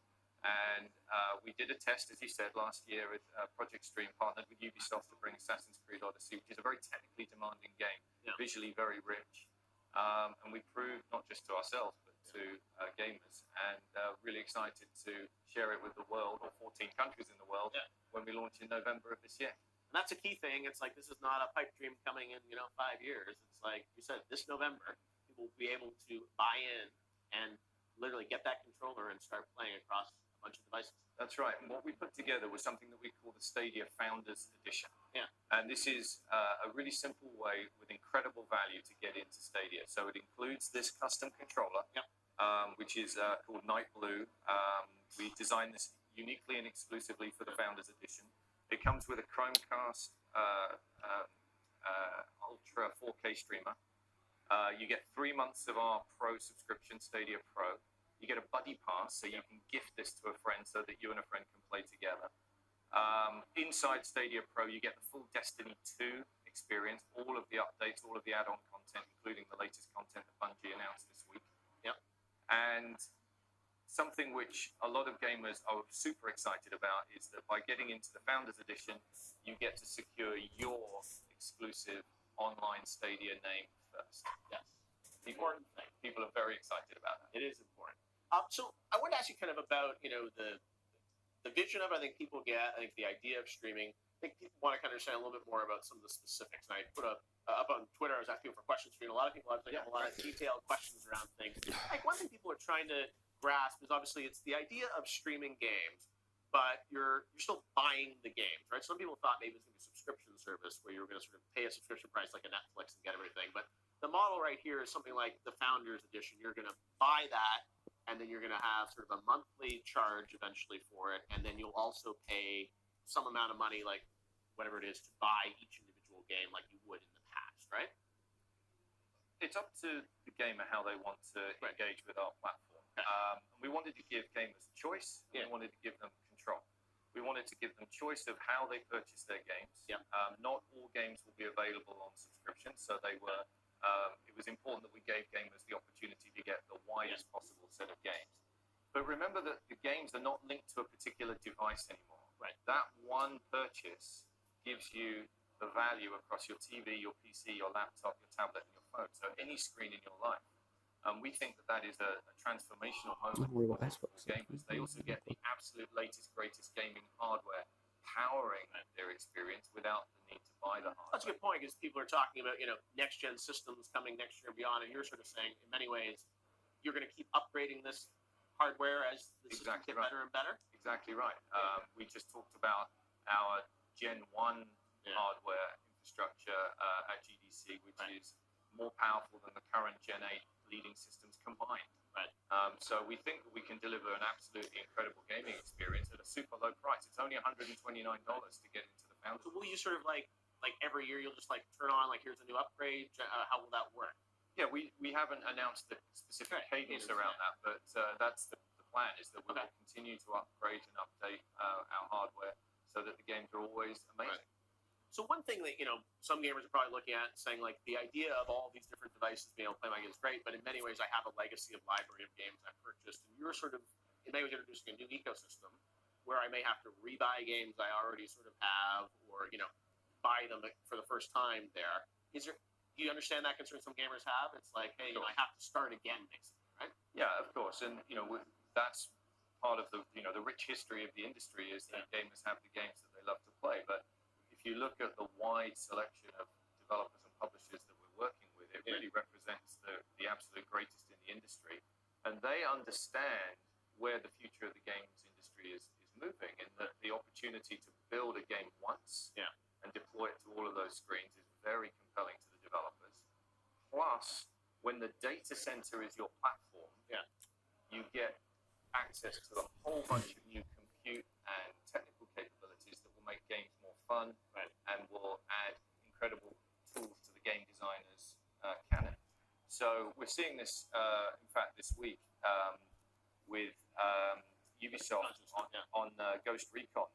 They're using the Stream Connect feature, which allows you to have this picture-in-picture window of what your friends saw in the video you put out on Thursday. It's amazing. Yeah, it's your friends. It's mind-blowing. Yeah. And these are features that can only be done with the streaming platform. And so this is something that we will lean into. And yes, over time it will take developers a little bit of time to unlock all of those features. But that's an exciting future for players because they will get more fun games as a result. So obviously, the model right now is people will buy games. There will, I assume, be free-to-play game. I mean, Destiny's on the system, which now be free-to-play, but you'll allow other free-to-play games as well in the system? Yes, and you will also see in due course, relatively short order from now, you'll see publishers starting to think about their own subscriptions as well. Right, okay. So we support that on our platform. You'll see some announcements in due course around that. Okay, so a publisher could have, you would have the $9.99 subscription or the base one, and then you can have a publisher subscription on top of that, basically, so like you buy HBO for your cable kind of thing? Correct. Yeah. And, I don't think that will be for every publisher, but I think for some of the publishers who have the bigger catalogs and the more significant lineup. Libraries. Well, that's one thing I was going to ask you about, sort of the legacy content, because some people have said to me, we know we get Destiny with the subscription. You've said there will be other games that will come into that, but people have said to me, is that going to be like a PlayStation Plus or, Xbox Live Gold, where it's like you're going to get games like once a month, or what's the cadence of how, I guess you probably can't say specifically, but how often do people expect new content as part of that subscription? I think it's going to be very familiar to the current subscriptions that the gamers are used to. And obviously we're going to work hard to this shown us about 100 times now. Into that subscription that we can. And also support free-to-play games as well. I know you have next year, there's going to be the base version, which is going to be free, right? Correct. So that's idea. It's 1080p streaming. Yep. But like in 2020, you'll effectively be able to, buy a controller or use a different controller, right? To support PlayStation and Xbox controllers. That's too, right. Yeah. And be a part of that, and I'll be able to stream games, so I can buy games and stream them for free as part of the system, right? That's right. So Stadia Base does not. It comes out in early 2020, and then, yes, as you say, you can buy games and be able to play those games everywhere you want. Well, I think you can't play them on TV. Is that right? No, you can play them. You can. Okay, so, so through Chromecast, you can still do that or other ways. Okay, so Base will allow you for that, and then so you'll sort of allow people two ways in. With Base, it'd be free, or you can upgrade the subscription, which will then you can go to then 4K HDR, correct, 60 frames. That's right. Yeah. Another thing that a lot of gamers were asking me about on social was they wanted to know about kind of the platform in terms of achievement, sort of, the overall kind of platform experience and whatnot around that. What can you share about sort of what the ecosystem is around sort of the community for Stadia? Yeah, so the heart of any modern gaming platform is going to be multiplayer for sure. Yeah. We do not gate multiplayer behind the premium subscription. Okay. So that's an important point that I think. Right, because PSN, Xbox, you're still paying a subscription. You're saying we do the base gate multiplayer because we see that every game is multiplayer. So we think that's a very good evolution for the industry. We have a bunch of social features in our platform that are really putting multiplayer at the heart of everything that we do. And you will see over time, because our platform is a service, the platform will evolve too. You also said that there was, when you announced last week that there was going to be discounts on games. I think some people have asked me, it's like, what does that mean? Do I get 10% off? Or like, if there's a $60 game that comes out this fall, it's going to be cheaper on Stadia? Well, we will work with our publishing partners to set the prices that are right for them. But I think as a Stadia Pro subscriber, we will do our best to get great value. And you see this with other gaming platforms where they will have promotions or discounts that come from time to time. Right. Okay. Yeah, I think that's the thing. Some gamers just trying to get their head around. It's such a different concept of sort of like how it all sort of works for them. And some people, I think there's a hesitation around this idea of streaming and buying a game that you don't really own at the end of the day. That people have this fear that it's like, I'm going to buy this and Google's going to shut it down, or I'm not going to have access to it, or I want to be able to download it. Google is incredibly committed to this platform. I'm personally dedicated to this platform. But you understand why gamers have that trepidation? Come on. Yeah, of course I understand. Literally all I see is videos and it's just taking a wind. Oh, hour and 15 and still no games. Ding, man. Like, one bit of information. Those changes will happen over time, but I'm super excited about November. I can't wait for people to get that. Like I said, and the fact that you've already done, I think, the test at least, proves to people that you'd be in a different situation here. I think if you were saying this, you hadn't done that test, right? Correct. It would be natural skepticism, so that was kind of a nice ramp. The one thing that I think, a lot of gamers are wondering about is, the exclusive games and content and what's going to come out there. Jade Raymond is there. You're building sort of, first-party group to build games at Google. Obviously, the launch, there's a couple things that you guys have teased that will be exclusive to Stadia. How committed are you guys to doing big budget AAA, blockbusters for Stadia? 100% committed. Yeah, we're building studios, plural. We're working with second-party developers to bring games to our platform. Very fortunate, as you mentioned, to be joined by Jade recently, and she's building out her team. Yeah. So we have some exciting plans. That's obviously, though, I think Xbox, it takes years to build those studios, so it'll be a while until we get some of those. Until then, are you looking to, have exclusive rights to third-party games, or exclusive features, or what can we look at as? Yeah, there are, that's the normal blocking and tackling that you see in the industry. There will be some features that are de facto exclusive because they can only be done on Stadia. Right. Things like the Stream Connect and YouTube integrations are going to be unique to our platform, and obviously we want to lean into those as much as we can. Yeah. Well, it's one of those things that, as you said, is a big long-term project. For you and for Google to sort of build this, and the fact that it's coming in November, everyone's going to be able to get to try this thing out and sort of see and experience it. But I also would really thrilling to our team actually when we went live with the pre-order on Thursday. Yeah. And just to see people in 14 countries pre-ordering the Founders Edition, it was like are curious, right? I think that's the thing. People are excited. Yeah. And people started sharing on social media their congratulations, welcome to being a Stadia founder messages, and that was just a really nice moment for our team to see us connecting directly with gamers. Now, today, obviously, Xbox is coming up. I think there's going to be a lot of talk about xCloud and these other streaming platforms. So when people are kind of, to put things in context, I wanted to give you a chance to sort of explain your strategy. How does it differ from, what Microsoft is doing or what other streaming opportunities are? Why do you think this is the path? I think Stadia has a couple of advantages that are pretty unique. One is we are 100% purely a streaming platform. Okay. We don't have the legacy of a console. We don't have the legacy of a physical media business or a physical platform to maintain. And then, how is that an advantage? What does that allow you to do that you can't do? Well, it allows us to be completely screen agnostic. It allows us to deliver the same game experience to a phone or to a TV and everything in between. Plus, we enjoy, as we are surrounded by YouTube today, we enjoy a great partnership with our friends at YouTube, but also with the YouTube creators, who I think are going to become hugely influential, even more so than they are today, in the way that games get discovered and enjoyed by fans. And so I think all of those brought together, this world of watching games and playing games and bringing them together is what Stadia is all about.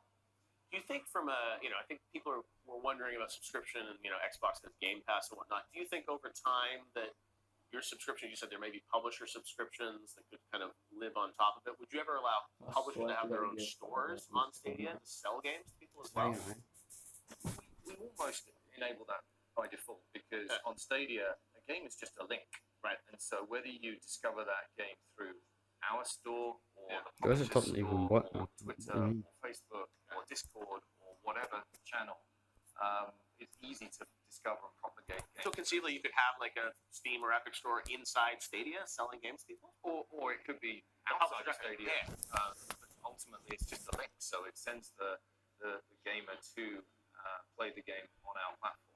Okay. So we encourage that, because we want the publishers and developers to take the game to their audience rather than always bringing it to ours. That's an interesting idea, because then there could be a subscription service that would have a collection of a bunch of games, whether it's a publisher, a bunch of publishers getting together, that could live within your ecosystem. Yeah, that would be conceivable. Yes. Interesting. All right. Well, it's you said a lot of pieces to figure out, and part of this is it's uncharted waters as we all sort of figure this out. But I think I'm certainly in agreement with this idea of streaming content and the accessibility of things with that controller that I can have in my hotel room here playing a game is pretty compelling proposition. That's going to bring games to more people in more places around the world. That's right. Which I'm excited about just for our industry. We want games to be for everyone, not just the few who have an expensive box under their table. And if we can change the model from games being device-centric, and that the games are about you rather than the box, then the games go with you wherever you are on whatever screen you are on. And we think that is the way it should be. Awesome. Well, Phil, thank you so much for joining us to kind of give us a little preview of all things Stadia here. The Founders Edition, people can pre-order today, right? Pre-order right now in 14 countries for $129. All right, and coming out this November. You haven't set a date, just November, right? It'll be November. Okay. Yes, all right. Well, we're looking forward to seeing it. Thank you so much, Phil, for joining us here at E3 to kick things off. We look forward to hearing more about all the games and content. You said there's a lot to roll out over the months ahead in terms of how this is all going to come together. But, excited to see what's next. All right, thank you so much, Phil Harrison. True legend in the industry. All right. And speaking of Stadia, there was a big announcement inside of that video on Thursday. For all D&D fans, this is a moment you've been waiting for, because the CEO of Larian Studios, Sven Vincke, is here with the creative franchise director of D&D to show us the new trailer for Baldur's Gate 3. Oh my God, guys. This was a big surprise inside of the Stadia announcement. I forgot to say Larian, which is known for many originals and such amazing games, teaming up with Wizards for D&D. First of all, I just have to ask you guys, how did this come together? So after Divinity Original Sin 1, I went to Wizards and I asked them, can we have the license for Baldur's Gate 3? And they didn't say yes, but we had a very long conversation about what our vision would be for the game and what we would want to make with it. And then as we were making Divinity Original Sin 2, I suddenly got a call from Nathan Stewart, who's the head of Dungeons & Dragons, and he said, you need to fly over to Seattle right now. We're going to have dinner. And so during dinner, he gave me a big stack of papers which had Baldur's Gate 3 on top of it. He says, I want to present this to the board, and you have to tell me that you still want to do it. I said, of course I would still want to do it. And then here we are. I mean, it's the franchise that we've all wanted to see come back. I am playing on DS3. I think it's finding the right partner. Okay. We really think in Larry have found a studio that shares a lot of our core storytelling approach approach Draws for it, draws it. gameplay, really delivering to Dungeons and Dragons fans the open-ended storytelling that they're looking for in a role-playing game. Yeah, no, it's been a long wait, but it was great to see that sort of first trailer that teased it out. Now we should talk about Stadia because this game is also coming to PC, but you obviously were announced as part of Stadia. So tell us about that relationship with Phil and the team at Google. How does that all kind of link together? So we actually discovered that Stadia was a thing last year, here, literally in this building. Okay. And that was well before I found out about it. So you kept the secret safe. So we reached out to them, and then we started chatting. And it turned out that a bunch of features that were on our roadmap were actually on the roadmap of Stadia also. Because we make big RPGs that you can play for a long time, that you can play together with friends. Yep. And one of the problems that you have is where are you, right? Are you behind your PC? Then you can play, but if you're not behind your PC, can you still play the same game? And so with Stadia, if I can send a link to you and you can instantly be in there, that is a very big thing for us. So we hope that we're going to see much more people play the game in multiplayer as a result of that. Yeah. Now let's talk about some of the things we saw in the trailer. First of all, there are the Mind Flayers. Tell us a bit about them. So Mind Flayers, that's what you see the unfortunate Flaming Fist Knight transform into. Yes. They are essentially a sort of extra-dimensional threat that's invading the world of Baldur's Gate. And what we see is the warrior undergoing the process of Ceramorphosis, which is that's how you take some innocent, hapless person and change them into a Mind Flayer. Yes. But it's much more than just a physical transformation, which you see in like a lovely, beautiful detail in the trailer, but it's also a spiritual and sort of intellectual transformation. That the Mind Flayer doesn't just take over the person's body; it actually annihilates their soul and replaces it with the soul of a Mind Flayer. So it is a complete sort of existential transformation. And you're gonna, I guess, build sort of a team of heroes to take on these guys. Well, we're not giving any details on the story yet. Like, this is not the start of the game. Okay. But you're going to have to deal with them. And they are obviously a very big threat to the city. Yep. But also to you personally. Okay. And so tell us, from a gameplay perspective, you guys are certainly known for a certain style of game. Should we expect the same, but kind of skin for Baldur's Gate, or a different approach, or what should we expect? So this is a Dungeons and Dragons game, first and foremost. So we took the player handbook, we transformed that into a video game. We looked at what worked. We looked at what was missing, because if you play the tabletop game, you have a game master that does a lot of the work. So we had to add systems on top of it to make it work in a video game. Yeah. You can expect a game that is that's similar to the previous games. That's very driven by player agency, by you making decisions, and then the world actually reacting to that. So our ideal goal is that if you play and you talk to a friend, you have two different stories, because you made decisions that were different from your friend's decisions, and it goes in different directions. The same engine that kind of building in a Baldur's Gate No, this is like a next version of our engine that we've been working on for quite some time. The visual tone, visual identity is very different, which is what we wanted to show in the teaser trailer also. So I think people will be surprised when they're going to see the actual gameplay. Let's talk a bit about sort of the city and the world that we're going to sort of be in. What can you tell us about that? So Baldur's Gate, we kind of think of it, it's one of our most important cities in Dungeons & Dragons. It obviously has a great legacy in gaming. We're actually releasing on the tabletop side. We have a new campaign we're releasing in September, September 17th. We're showing you a prequel to the Baldur's Gate 3 story. You can play through in the tabletop campaign, levels 1 to 13 in D&D 5th edition. And the product also includes a complete gazetteer of the city. So that's where you can go to catch up on the lore, see which characters are still present. And really, for us, what I love about Baldur's Gate as a city is it's essentially a wretched hive of scum and villainy. It's a place where money is really all that matters. The divide between the upper city and the lower city, even the Flaming Fist Knight that you see staggering around the trailer, they're sort of the police force, but they're paid for by the wealthy citizens of the city to sort of police the poorer citizens. So there's a lot of tension. There's a lot of, I think, what's been exciting is seeing how Larian's been leaning into that. And obviously, you can't talk about story spoilers, but it's been the kind of thing when I'm doing reviews of the story they're pitching and approving it. It's like, I wish I didn't have to prove this, so I could play it and like learn all these secrets in real time playing the game. So this is such a huge project for the team too. You guys growing to do this, or is taking over the studio now? Yeah, we've grown a lot. Well, it's certainly taken over the studio, that's for sure.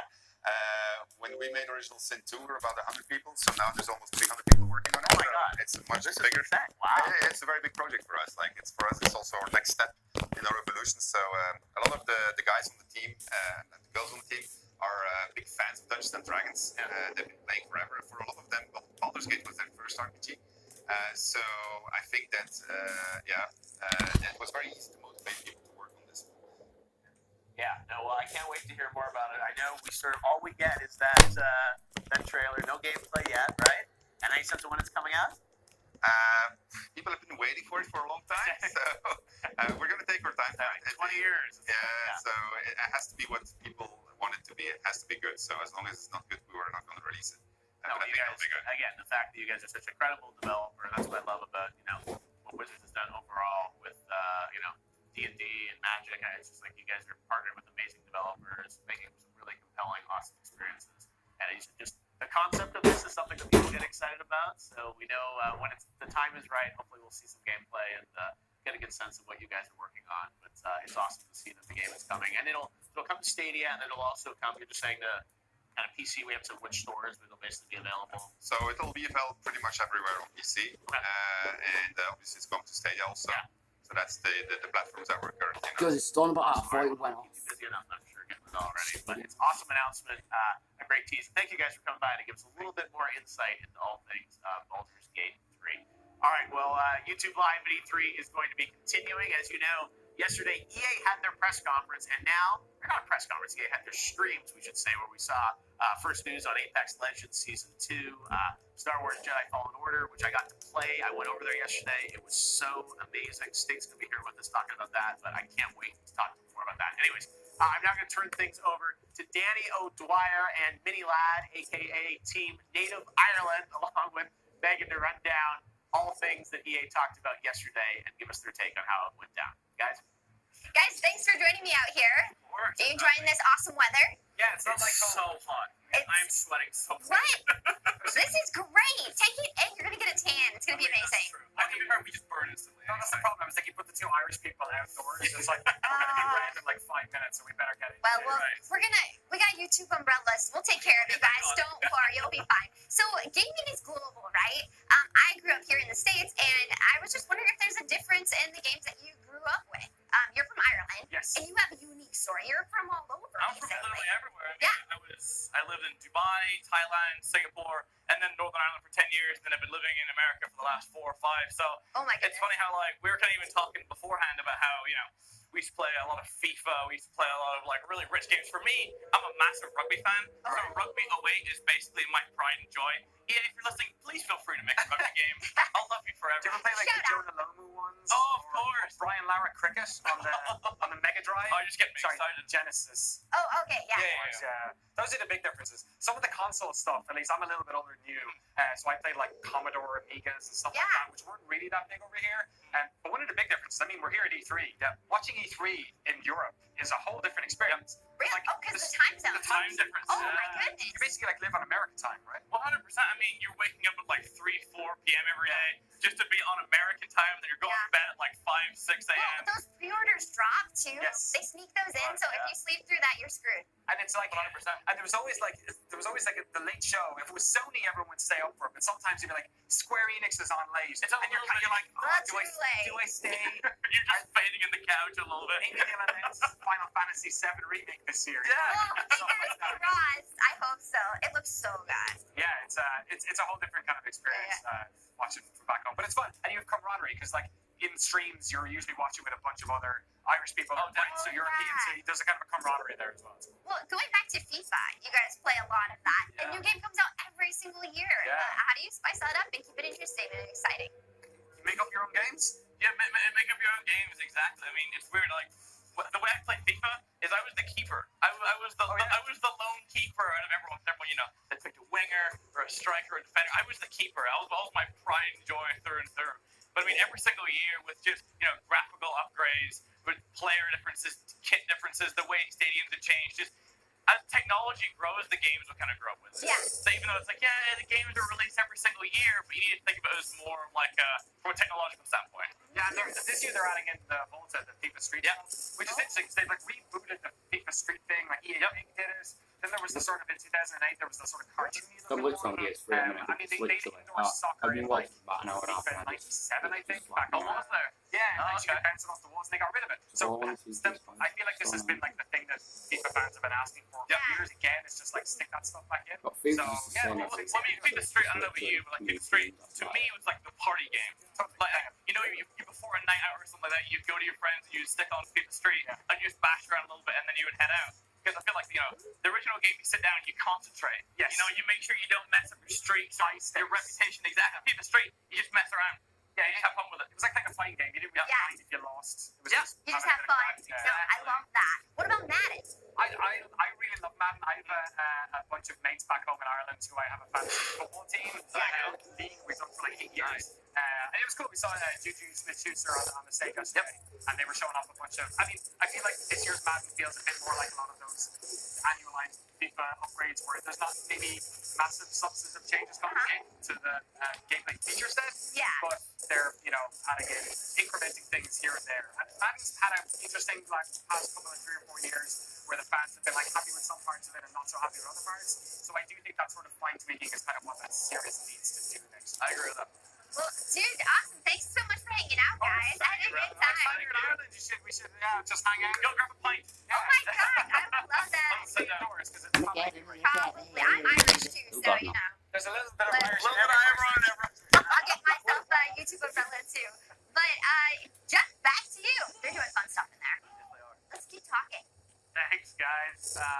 Now it is time to do something special because those of you searching for the first gameplay of Scavengers, well, it's time to do it. I'm here with Josh. Josh, great to have you with us. We saw you at the Game Awards last year with that cool tease of all things Scavengers, and the team of good winners been working hard on the game. But up until now, we've had to imagine in our minds what this is going to look like. And now you're here at E3 to show people the game, right? Yeah, this will be the first time that we show gameplay from Scavengers. We also have the game playable behind closed doors here at E3, so we're super excited. We're nervous. It's the first time we're showing stuff. No, you had a great trailer at the awards, and everyone wanted to see the game. So before we get into this gameplay trailer for the first time, what can anyone tell people to kind of set up the context of this? Yeah, so I mean, Scavengers it's a multiplayer game. Yeah. It's a session-based survival shooter competition. That's what we call it. And it sort of blends together elements of PvE and PvP in a new and unique way. So it takes place in a future world where the moon has been shattered and the Earth has been thrust into this winterized state. Yeah. And you come down, you're exploring and completing a mission, and you just play session to session, and it's really dynamic and systemic, and you should hopefully get the sense of that from the trailer. Awesome. All right, well, let's take a look. The world premiere gameplay trailer for Scavengers. Check it out.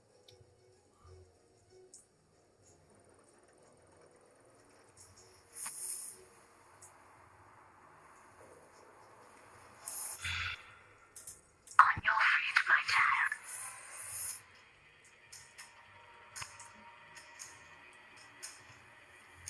Today, you may take whatever you need. Do everything you must. For me.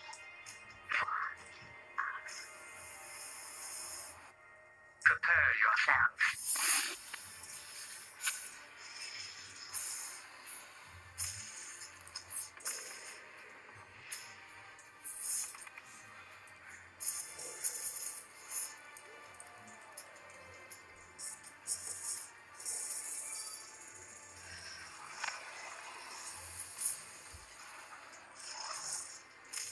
Mind my instructions, and I will bring you home.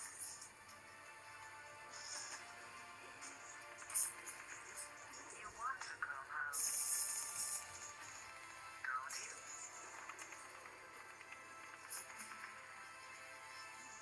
Show me.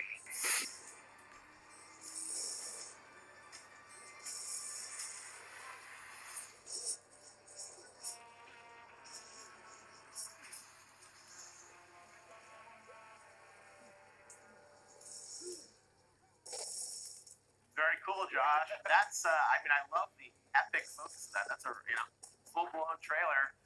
So break it down for people in terms of the gameplay of what we're seeing there. So this is what you're calling a third-person multiplayer survival competition. Yes. Yeah, exactly. A lot of words. It's a lot of words. The competition aspect is, it's a team-based game. So you have many teams that are all contributing to one shared objective. So they're all trying to accomplish the same goal, but at the same time, they're being rewarded on an individual basis. And so there's this kind of fragile alliance at the beginning of each match that eventually devolves into, PvP and competition. And so every time that you're running across other teams, you have this choice to make. Do we go after them? Do we go to try to kill them and take their stuff and kind of move up the leaderboard, or do we play nice for now and try to work together to accomplish our shared goal?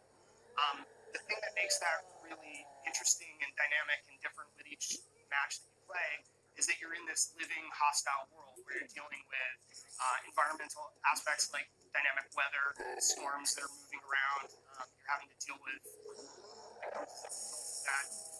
There are wildlife that's there to maul you. There's these scourge-infected monstrosities that you're having to deal with, hostile tribal outlanders. And so all of this sort of intermingles with the PvP aspect and creates this unique blend of the two. Yeah, I got to. Yeah, man, that was last summer. I had a little play test with you guys. Yeah, I love these the environment, the characters, like the world is alive, which is it's an amazing sort of experience. Even that prototype tape, now to see it with all the full-on gameplay polished up is incredible. So this is going to come out, next year. People can sign up right now if they want us to play our first test this year. Yes, we're actually in closed playtest right now. A very small group. We're going to be expanding that throughout this year. We're playtesting on PC. PC is our main platform. We got an eye to release next year. But if people want to sign up for playtest on PC, they can go to scavengersgame.com. If they want to follow all of our shenanigans and see updates about the game, they can follow us on Twitter at play_scavengers. And we still have an eye towards console. We'll be announcing more information around that as we get closer to launch. Cool. So if people sign up now, they may, like even later, may be able to get in and sort of start giving you feedback and kind of build out of that. That's the idea. I mean, we're really community focused. We want to hear what players have to say about the game. That just informs our dev iteration cycle and everything, and allows us to make better games. So, yeah, the more people that we can get in playing early, the better. Awesome. Well, it looks amazing. It was a great trailer to see the gameplay, and again, people want to go hands-on and check it out. So sign up now, and more information coming our way later this year. Josh, thanks for coming by, and thanks to you and the team for giving us the first look here on YouTube. Absolutely. Appreciate it. All right, we'll see you around E3. We are getting into our Power Hour countdown now to the Microsoft press conference coming up at 1 p.m. Pacific. It's going to be a big show, and there have been some leaks about things, but there's a lot of surprises, I think, in store for you coming up at 1 o'clock. Cool guests, I think, are going to be there. Some great new games. Again, I think it's going to be a great day if you love games. So stay tuned. We'll have full, complete coverage for you here live on YouTube, and then right afterwards, we will go into our analysis, breaking down a lot of the guests from the Microsoft press conference will be coming over here to visit with us. We'll be showing off great things, so stick around. We've got a full day ahead for you here on YouTube.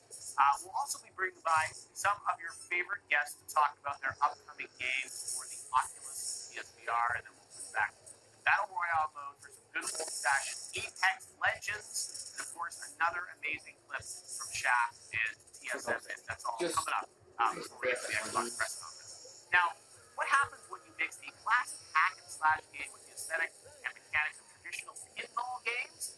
You get Creatures in the Well. And here with us is the creative director of Flight School Studio, Adam Molter, to talk about his unique new game. This is a pinball-inspired hack-and-slash. And I got to play this a couple weeks ago at a pre-E3 event. I had so much fun with this thing because it's so different. Creature in the Well. It's got an awesome art style. But it is, I loved pinball games back in the day. But this is, how did you come up with even the concept of this thing? Yeah, so at Flight School we do a lot of prototyping. It's always like, what's the weirdest thing we can come up with? What's the different mechanics we can mesh together? And then we tested with the team, and we had actually a multiplayer game where it was kind of more like an air hockey, but you had a character and we were playing pinball.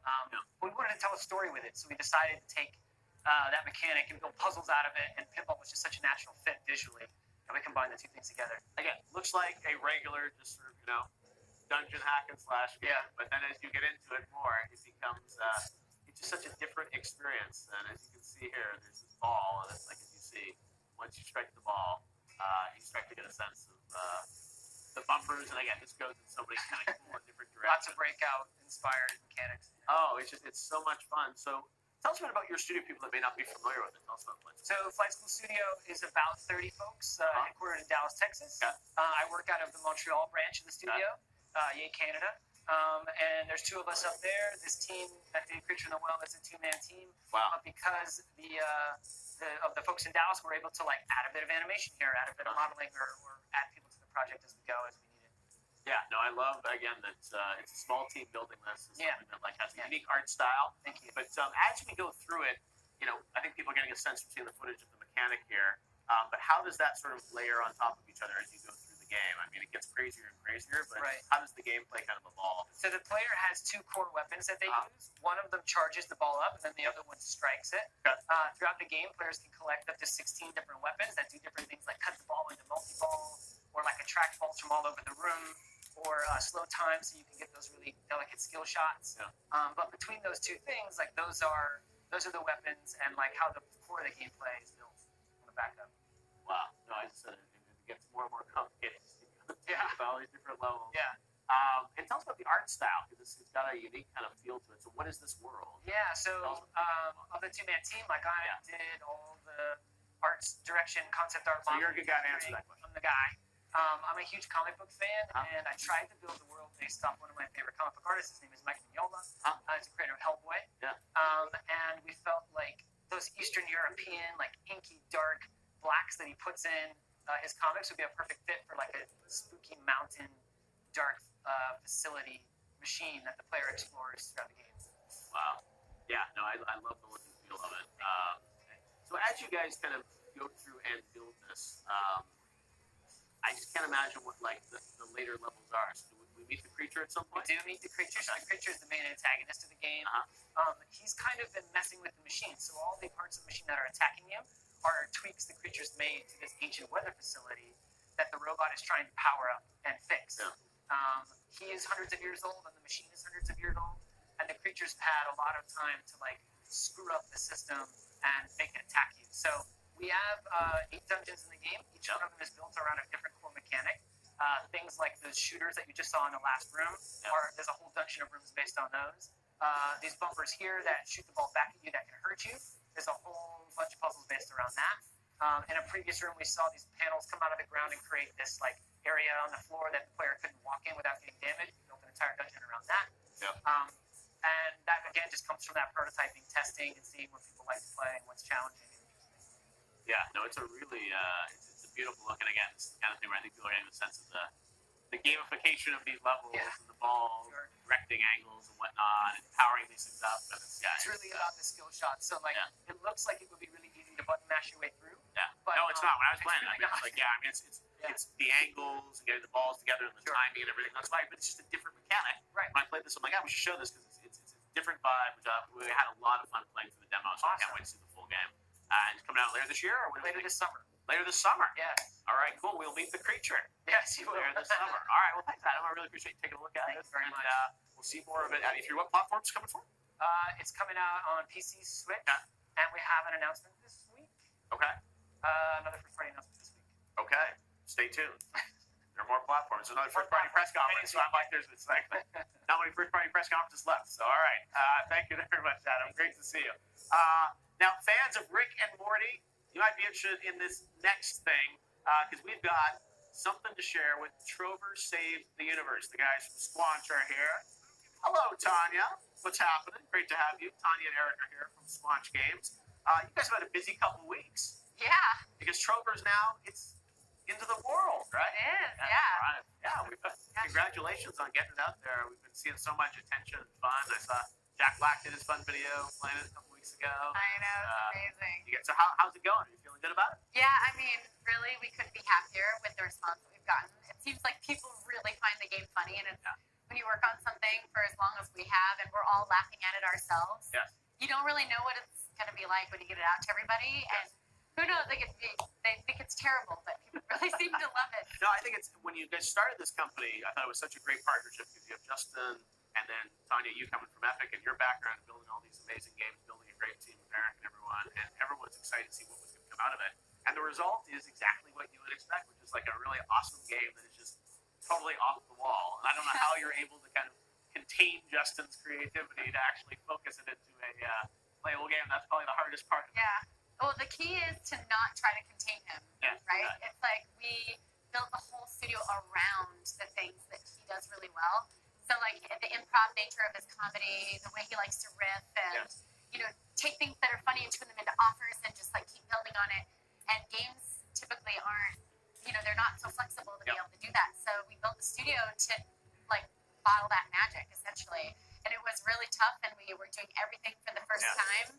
But Trover... We're really figuring it out as we're going. Like, how you have to take those ideas and turn them into design. Yeah, exactly. Wow. So as you're kind of working through this, and I remember originally you were first talking about VR, and now it's available on PC and some PS4. So it's like you've kind of evolved it into something that works great with VR, but also you can play it just on regular systems too, right? Yep, that's right.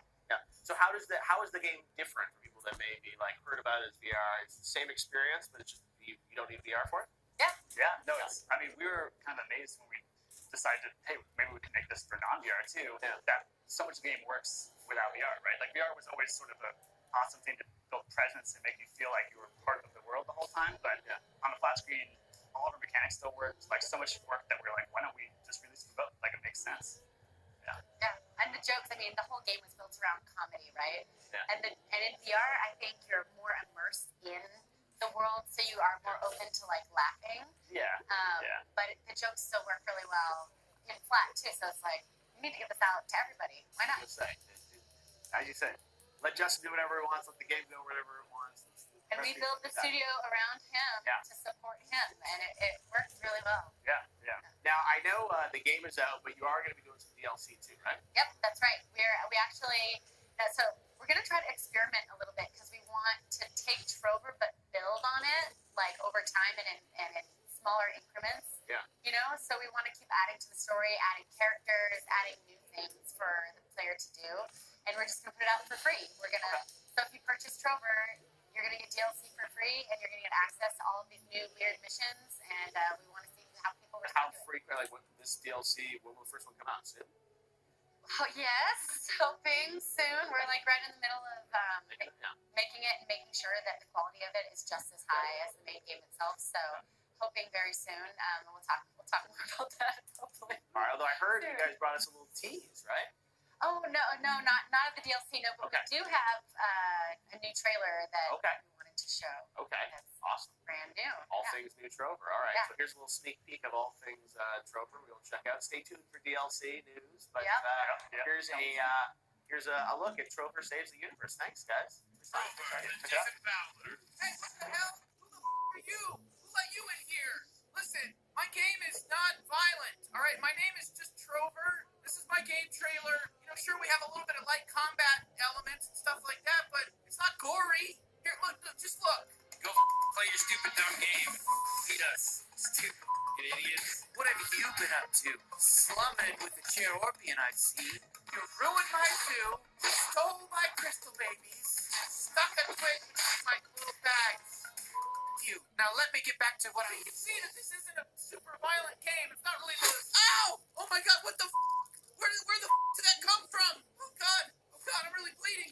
Our game isn't like this. I swear to God. Look at more moments. Look at more moments. Get the out of my room. You're oppressing me. You're oppressing me by coming in my room. This is a disrespectful, oppressive force upon me. Now get out of my room. This is my room. I'm gonna you. I don't like school. I don't want to eat at the dinner table. I want to do my own stuff. I'm original. I'm edgy. I'm different.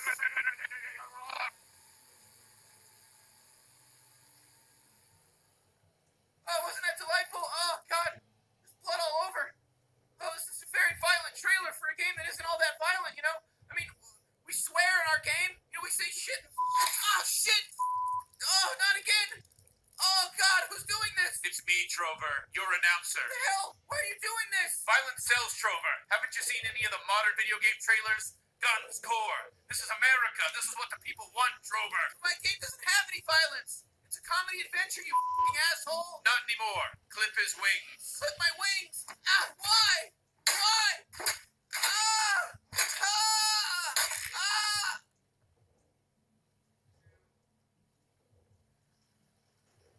Trover Saves the Universe out now. All right, now we've got a special surprise for you. A debut of the live-action TV spot featuring a marsupial you might just recognize. We actually revealed this game back at the Game Awards, or the rebirth of the game, I should say. Check this out. Bingo! First ride of the day. Crash, the one and only. Come on, hop in, Stefan. What have we got? Wait, actually, my name is Jordan. Yeah, I don't need your whole life story, okay? This is just a side game for me. Oh, yeah, well, my startup's not going to start itself, so... you're cool. All right, here we go. Crash Team Racing, fully remastered and revved up to the max. We're going kind of fast. I know we can go faster. No, you want me to die? All right, well, have fun at your meeting, Stefan. Me? Coming June 21st, 2019. Booyah, Grandma.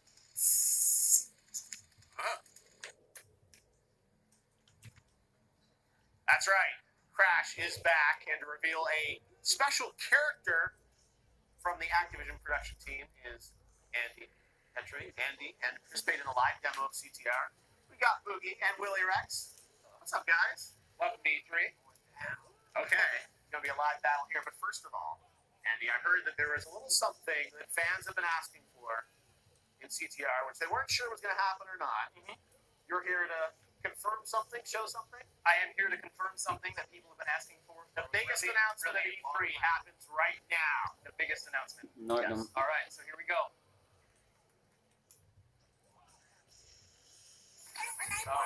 Target controller working? Yeah, it's good to go. Okay, here we go. It's good. So now we're going to go into local arcade. Yes. And we're getting closer. Yeah. We're getting closer. Drum roll, please. Penta Penguin. Penta Penguin is back. The one character everyone thought didn't exist is here. Okay. To give you a little bit of information about Penta Penguin, in case you don't know, is this character was a secret character in the original Crash Team Racing. And it was largely unfinished. Okay. So it actually has VO lines that aren't even actual VO lines. And when you unlock the character, it goes Penguin Yay 1, rather than actually having a real voice. Wow. All right. So now Penguin has a real voice? Penguin has a real voice. Okay. Penta is very similar to Purah and Polar in terms of the character's stats. Okay. And the one thing that we didn't do this time around is that Penta used to be the best character in the entire game. Yes. We had to balance Penta. Okay. Penta was too good. Penta's a little less badass penguin, but still in the game. All right, so and Penta will be just unlockable when you get the game? Yep. Right out of day one. Fantastic. All right, well, that's exciting news. So Penta in the game. And now, let's have a battle in CTR. Boogie and Willie Rex. You two head-to-head. Here we go. You guys are going to play in this. And the game's coming pretty soon, guys. right? Yes, it's coming out on June 21st. Right around the corner. A couple weeks away. Are you guys ready for a battle? Have you selected your characters? What are we? You guys can randomize. Yeah, you can choose any character you want. You can even pick Penta. Oh wow! Someone's got to get a pencil. So we got a little bit of a. No longer the best character. What is the best? You took the one fat character. Oh no! Let's see. You know what? Let's give her a shot. That's right. All right. We want it. Thank you, Boogie. All right, Willie Rex versus Boogie. You only see it here on YouTube Live at E3. Head-to-head in CTR. Who's your money on? Wow. I'm not sure on this one. I feel like Willie Rex. We'll see. You say. Jeff knows I'm terrible at video games. I just like them a lot. We're about to find out, right? I can't pick because I know. Go Spain. I know details from talking to these guys. Oh, really? So it would be cheating if I You know about the history of them? Yeah, I feel like Willie Rex. He's got too much of a smile. He knows Boogie's about to go down. Yeah, something slide's going on here. We shall see. No, when of course looks great. No, when we revealed this new word, I was just so blown away with the animation, even the characters, everything, the personality. It's like there's just so much fun there. So, all right, here we go. One of my favorite aspects of the game is how much detail you can see in the environment. It's just everywhere you turn. Hey, there's movements, there's nature, there's animated characters in the background. These guys get a trial run before or no? No, they didn't. So this is all live, and they've never touched it before. Trying every button like we should. Every handicap we can do. Here we go, right? So, all right. CTR live here with you guys playing. all through this. And again, you guys at Activision did such a great job with the Rebirth and Crash here in the games that everyone wanted to see. Oh yeah, Beanox did an unbelievable job. And the whole thing is built from the ground up, made to feel exactly like the original, but with significantly more personality and a ton of extra content. Yeah, Penta's in the lead. Wow, I think you forgot the nerve. Head to head. Yeah, no, we love our. Oh no. It's gonna cost you, Boogie. It is. Willie Rex moving quick. Now, one thing that fans might not remember about this is that Crash Team Racing is free. Whoa. So it is a challenging game, and what's going to set you apart from being able to play this is your ability to manage the boost system. Yep. So you drift into a corner, and you can boost up to 3 times so that you're individually controlling. And I'm really excited to see a lot of fans get their hands on it and see how good they can get. And you got online multiplayer, right? We have online multiplayer. We have all the original modes, battle modes, time trials, everything. It's all under the hood. All right. Last lap here. Oh no. Oh my God. Penta's spun out. Willie Rex trying to come from behind here. I think he can do it. Think so?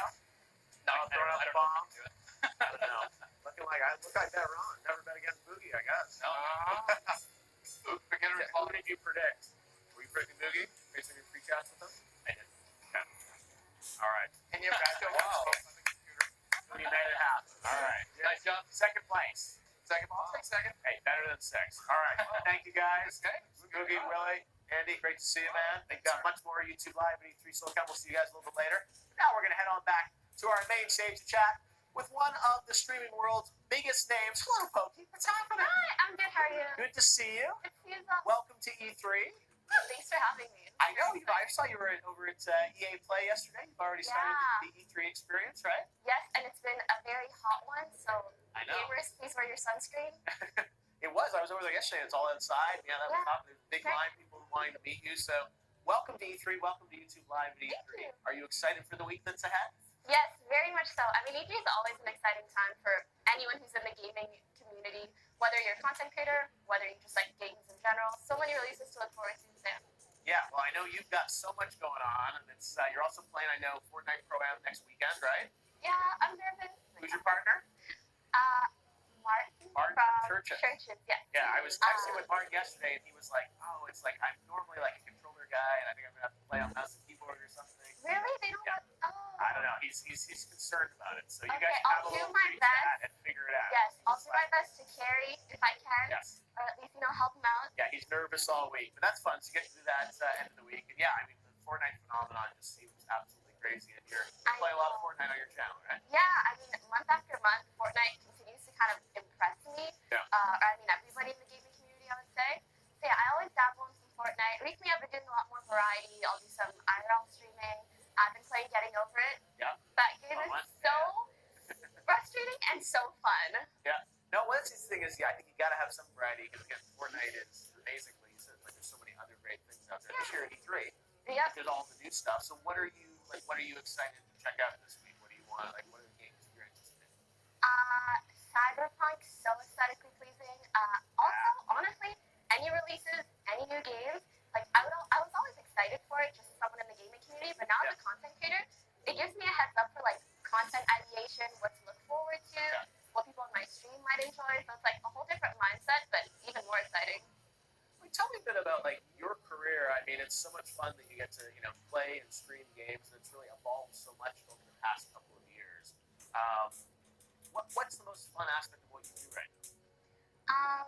I mean, definitely feeling like creative control is in my hands. Yeah. I understand that not everybody's as lucky as I am to be able to have like a passion of theirs be part of their job. So I definitely try to take that into account, make something that I really enjoy, but that also other people will enjoy or will make a positive influence on their lives. So I just feel very, very lucky. Yeah. I know, and it's fun to get to play video games. Yeah. Honestly, like I never forget. I've been doing this like as a hobby 3 years and full-time 2 years, total of over 5 years. But like I never forget. And yeah. And it's such an amazing, positive community. I think that's what's great. Yeah, I agree. Fans in real life. You get to meet people that make the games too that you get to play. That's It's really crazy how nice fans are in person. Yeah. No, That's why events like this are even more exciting. Exactly, because it's all so much of what we do is so virtual. And you see people in chat or whatever. It's like get to meet them and also people to make these games. Yeah, and then connecting the face, like the username was like, I'm this person, and you remember all the interactions you've had, but only online. Yeah, it's really nice. Now, the Poke brand, Team Poke, you guys are doing so much these days.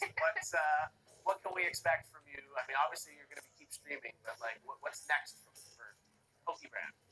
So I'm hoping to kind of continue to find new passions, whether that be within gaming, in different games, or outside of gaming as well, and pursue those. Also, I've been working like really hard on some new designs for my merch, which will come out later this summer, which I'm really excited about. Just anything where like I have a concept idea that I want to turn into reality, anything like that. You're in an interesting position being, a female streamer who's always online, and it's like there's so many, I think, amazing people across the industry, female streamers that are looking up to you as someone that sort of has cracked the code on how to do this successfully, and do it professionally. What have you found is the secret to sort of staying sane and successful doing this? I think balance is extremely important. Not focusing too much on your work or this online world, and remembering that there are people outside of that, just in person, that know you well. Sometimes, as much as I love the internet, love the gaming community, that being able to be anonymous online gives people the freedom to do some very mean or hurtful things, and just remembering that that's not the end-all, be-all. I think that's what keeps you the most safe. You're right. You have to sort of keep it all in perspective. Yeah. It's a crazy world out there, but again, I think you bring so much positivity to it with all the stuff that you're doing. And again, at the end of the day, you're getting to play video games. Yeah. Like, very, very exciting. You get to come to events like this where it's people that watch your streams all the time. See, and also the developers, I think in many ways, you're becoming this new vehicle to share games with the world that get exposed. I'm sure now you probably developers coming and say, thank you for streaming my game, because it's like people found it because of you. That's been like a very cool new addition to my life, like meeting the developers, especially because I've been playing games since I was little. That's never something you would ever dream or think of doing. And now getting to meet them, give feedback directly, or having them appreciate you playing their game makes me feel very special, so I appreciate that a lot. Awesome. Well, it's so great to have you with us here. Thanks for taking the time to come down, and we'll see you throughout the week. And next weekend, Martin and Pokey, I think you guys get some practice sessions in this week. Yes, I agree. I'm really excited. Honestly, his music, his group, incredible. So, yeah, I'm hyped. All right, well, we'll make sure you guys are connected so you can do some practice sessions this week. All right, great to see you, Pokey. We've got so much more YouTube Live at E3 still to come, and now we're going dark, metaphorically at least, for Phantom Covert Ops with the game director, Louis Brundish, here to reveal some game art and also show us the brand new trailer. This is a new genre. It's a stealth military kayak game.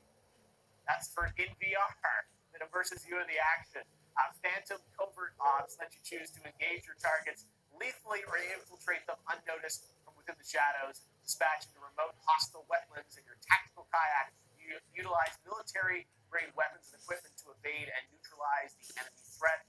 Players experience innovative and tactile on-water VR traversal using a paddle. And I did this a couple weeks ago, and I felt absolutely awkward trying to paddle in VR, trying to figure out how to do it. There was like a rhythm to it. Again, you don't even have paddles. You're literally just your hands with the controllers trying to get through this. But anyways, it's great to have you with us, and I had a fun time with this. And I played it on Quest, I think. Yeah, that's right, Oculus Quest. Yeah, so we're developing it for Quest and Rift, but we've just been showing Quest at E3 this time.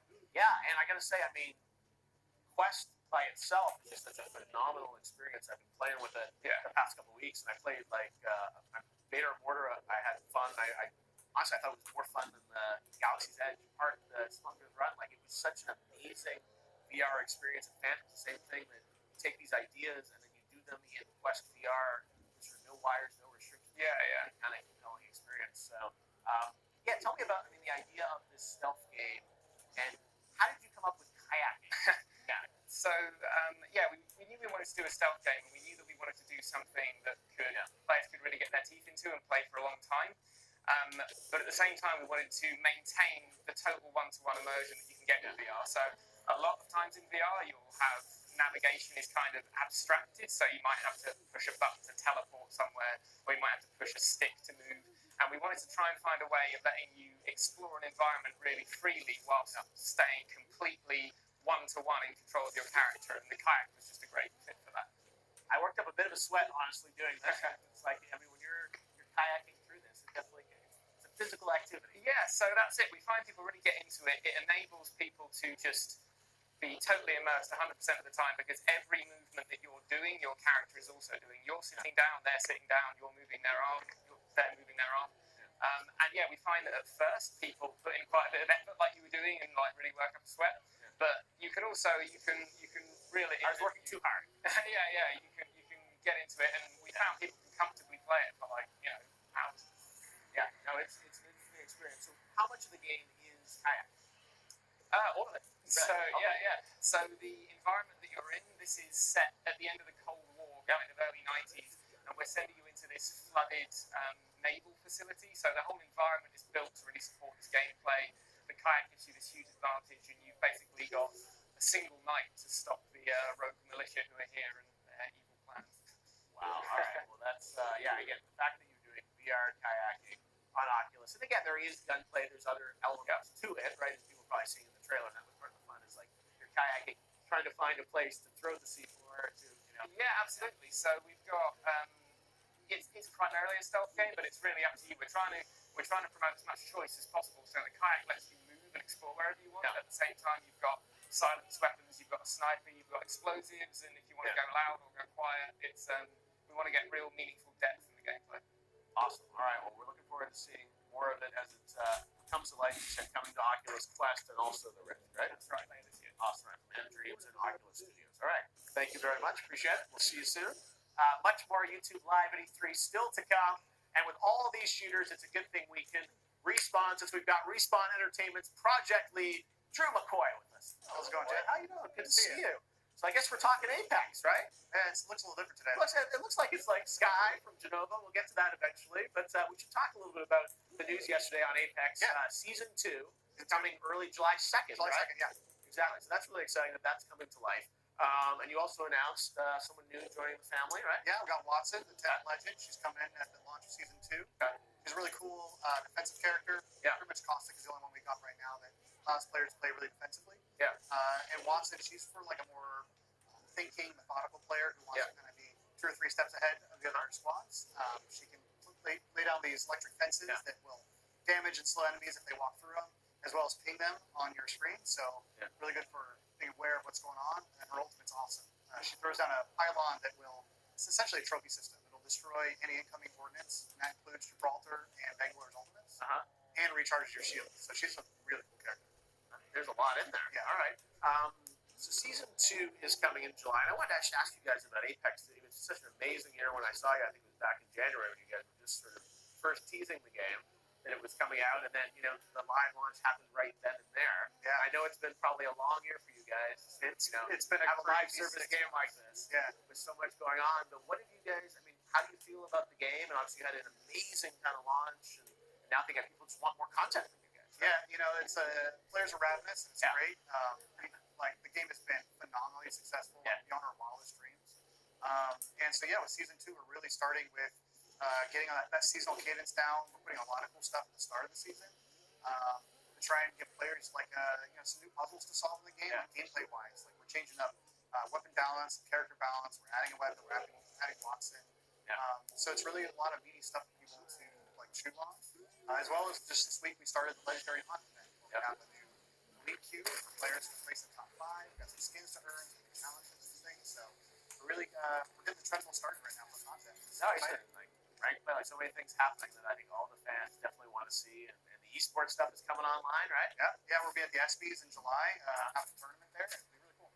Yeah, it's awesome. So tell us about, the cadence moving forward. Like you have, like we've seen before, like there's seasons. So you're thinking sort of having seasons of Apex that will come, and then you'll have sort of more frequent content drops within those seasons. Yeah, so seasons last about 3 months. Our goal is to cram as much into the start of a season as possible, so that it's got a lot of different types of content and gameplay for different players to experience. Whether you're a competitive player with our ranked mode, or you're more casual, you just want to get through our new battle pass, which has a bunch of cool new stuff in it, and it's a lot easier to level up this time.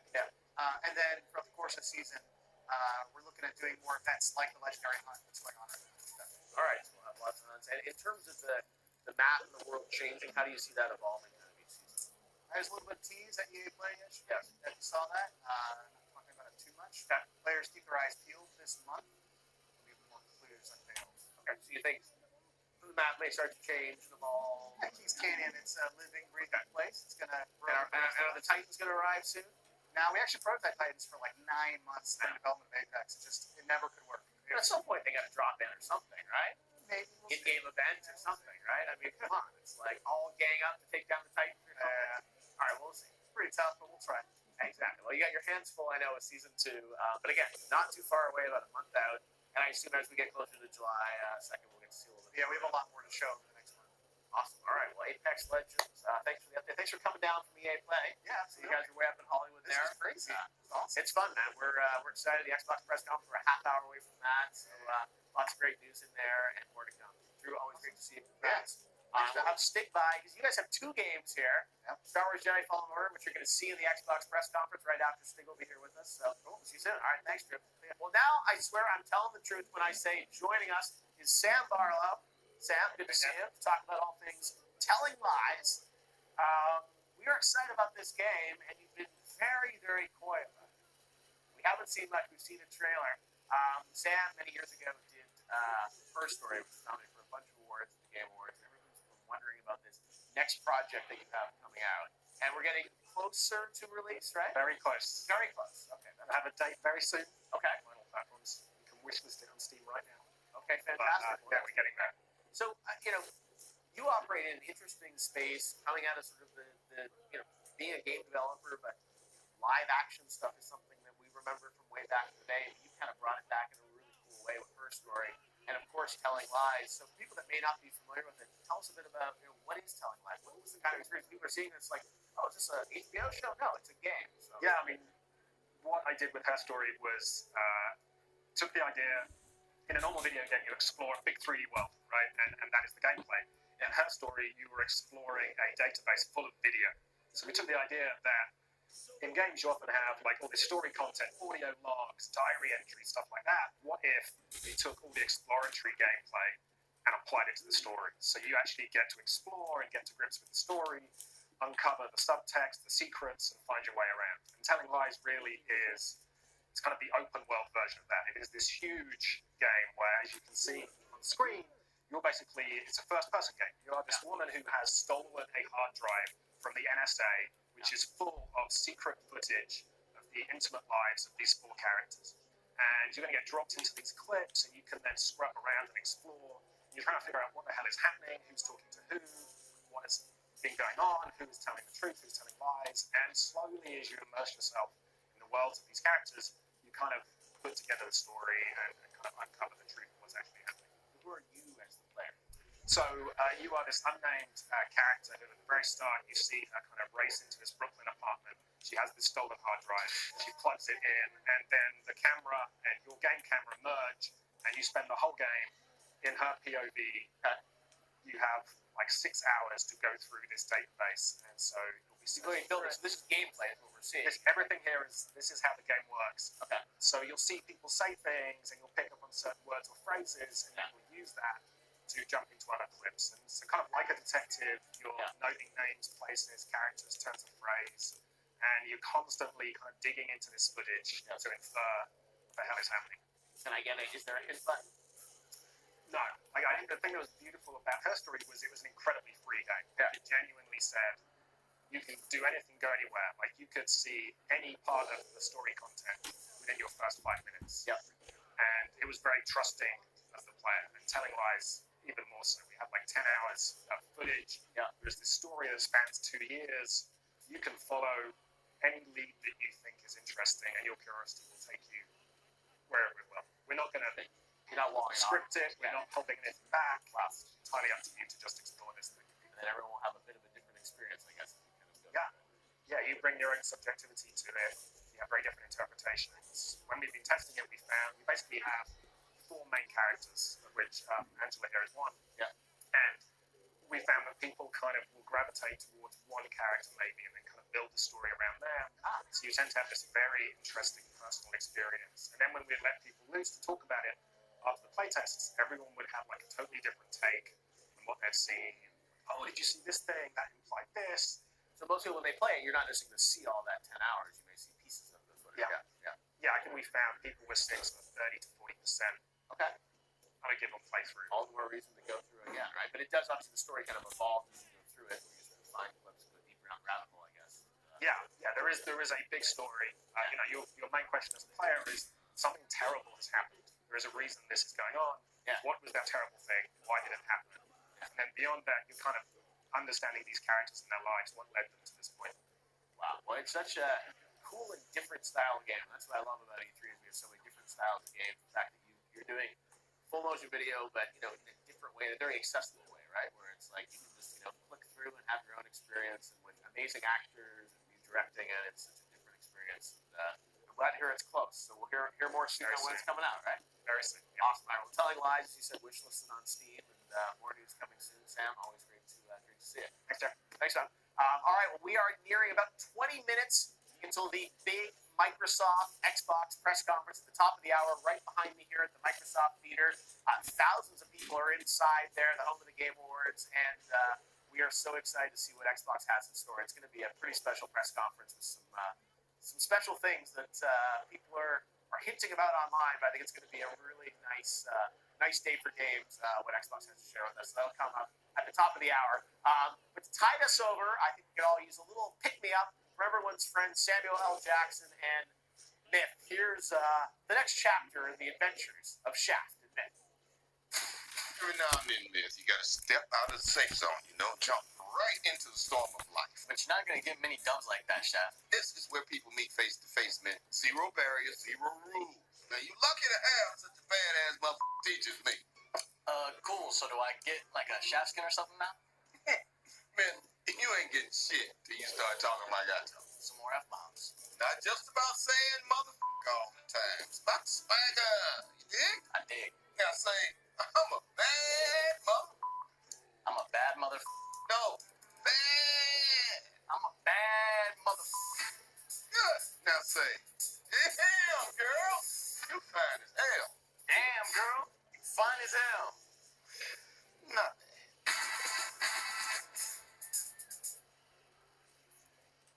All right, stick around for more from Shaft and Myth. But now we've got That Game Company creative director Genova Chen joining us with a debut trailer for Sky, Children of the Light. Hello, Genova. How you doing? Pretty good. Yes. Very excited for E3 this year. Well, we're great to have you back. Genova, That Game Company, of course, Flow, Flower, Journey, and you guys have been working on Sky for Yeah, almost 6 years. Almost 6 years on this project, and I'm such a huge fan of what you and your team represent for our industry. We've obviously on stage with Apple a couple of times, and you guys I know have been releasing it kind of around the world in some tests, but we're getting very close to launch, right? Yeah, we're actually here to announce the pre-order of our game on the App Store today. Okay. And as we talk right now, it's available to pre-order. Oh, wow, okay. And the game is coming out next month. Okay. And it's coming to Apple first, okay, on the iOS store. Yep.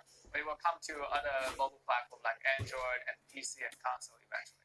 All right, well, let's take a look at this. We're talking more, but let's take a look at this brand new trailer for Sky.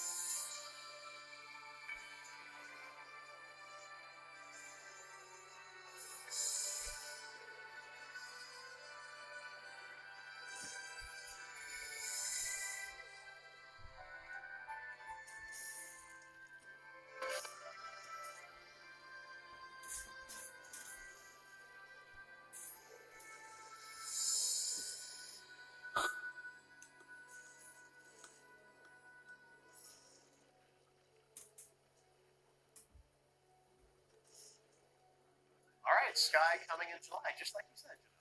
All right, and you've also got a live build here running on like iPad and iPhone, right? Yeah, so this is a cross-platform game. Just wanted to show you that it works on different screen size and platform. Now I'll be able to play with like my PS4 controller on that. So I have the iPhone version. That's the account I've been playing for a long time, and today we're going to show you on the iPad version. And this is the user account. So this little orange girl is Genova, and I guess I should just what should I do? I guess I could make a laugh. Okay. Tell us a bit about your vision for this game. Everyone knows Journey and that idea of experiencing a world with someone else that you never really communicate with them. That was part of. I mean, you could, but you didn't know who they were necessarily. This game, sort of a different vision of kind of a shared experience with people. But what was your mission or vision for what you wanted? Right. So when we started that game company, our goal is very simple. We love games. We grew up with games, and we want more people to love games just like we do. And so we made a lot of games in the past, trying to show that games can be something positive. Games can be artistic. And the biggest feedback we got is a lot of players love to play these type of game with their family. And we want to make a game that allows gamers who love games to play with people they love who may not be familiar with games. Their family, their lovers, their children. And so it has to be an experience that's accessible to people. And so we spend a lot of time trying to make it, this is the game you can show the people you love, like why a game is awesome. Take us through. You want to show what's the experience as we play it? Okay, if we can cut to what I have here. So this is Jenny. Jenny is actually off the screen, but playing real. So Jenny just kind of offered me a little gift to unlock an ability to hug. So basically, I could say, "Hey Jenny, let's have a hug," right? So I don't really see any games where in there you can hug. So here I offer Jenny to hold my hand. A lot of people, when they take their family into the game, they're like a little bit nervous, don't know what to do. But now I can, hold their hands and take them to places, right? And so let's go to the Daylight Prairie. So here Jenny is still with me. And it works in the air, works on the ground. And at maximum, if you have a big family, you can drag up to 8 people. Oh my God! All right, that's true choreography. So 8 people, and you can and take them through the experience with you. Right. And so we did a lot of work to make this game a truly social experience, because a lot of parents I talked to wanted to be able to play the game when they are on a trip. They want to play a game with their kids. And so how do you communicate that, right? So let's see. We have a wide list of emotes. So here's like juggling. Could you juggle? Little did I know you had that. Right. So we can also, a lot of people love the nonverbal communication of the game when we make Journey. So we even support live instruments.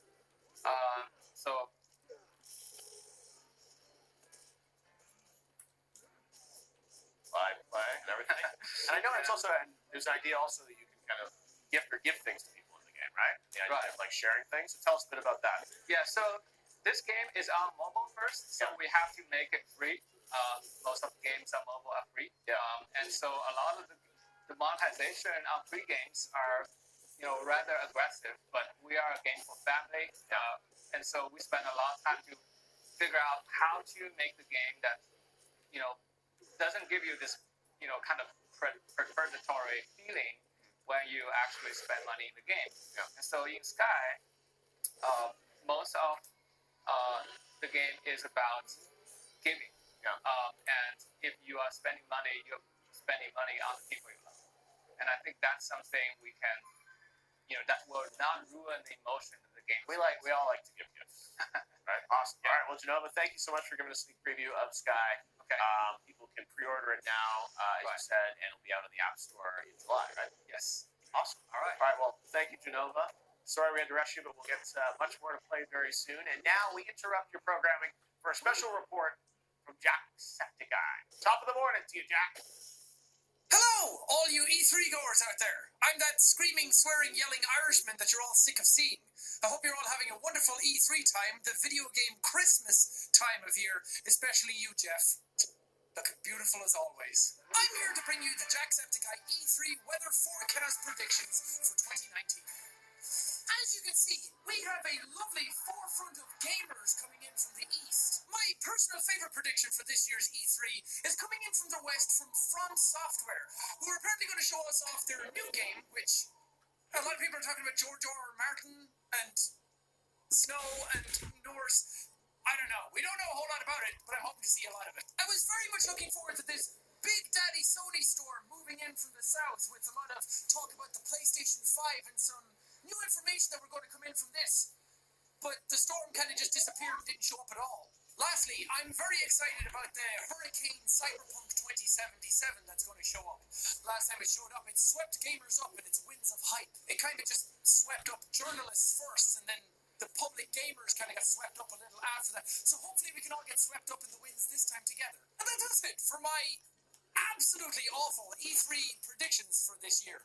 I wish you could be there in person. It seems like it's a really great time. I wish you could sit on Jeff's lap and ask for a new bicycle for Christmas. But what are you going to do? I hope you guys enjoyed the rest of your E3. And I'm going to sign off now. Bye. All right, thanks, Jack, for that message. And now we're within 10 minutes of the big Microsoft press conference right across the way at the Microsoft Theater. But before we jump into that, let's take a look at the predictions you guys have been making. Megan? Guys, I came outside to see what everyone was talking about. They're all on their phones. Just the way I like it. IRL, social stuff to a minimum. All right, let's jump into what you guys are talking about.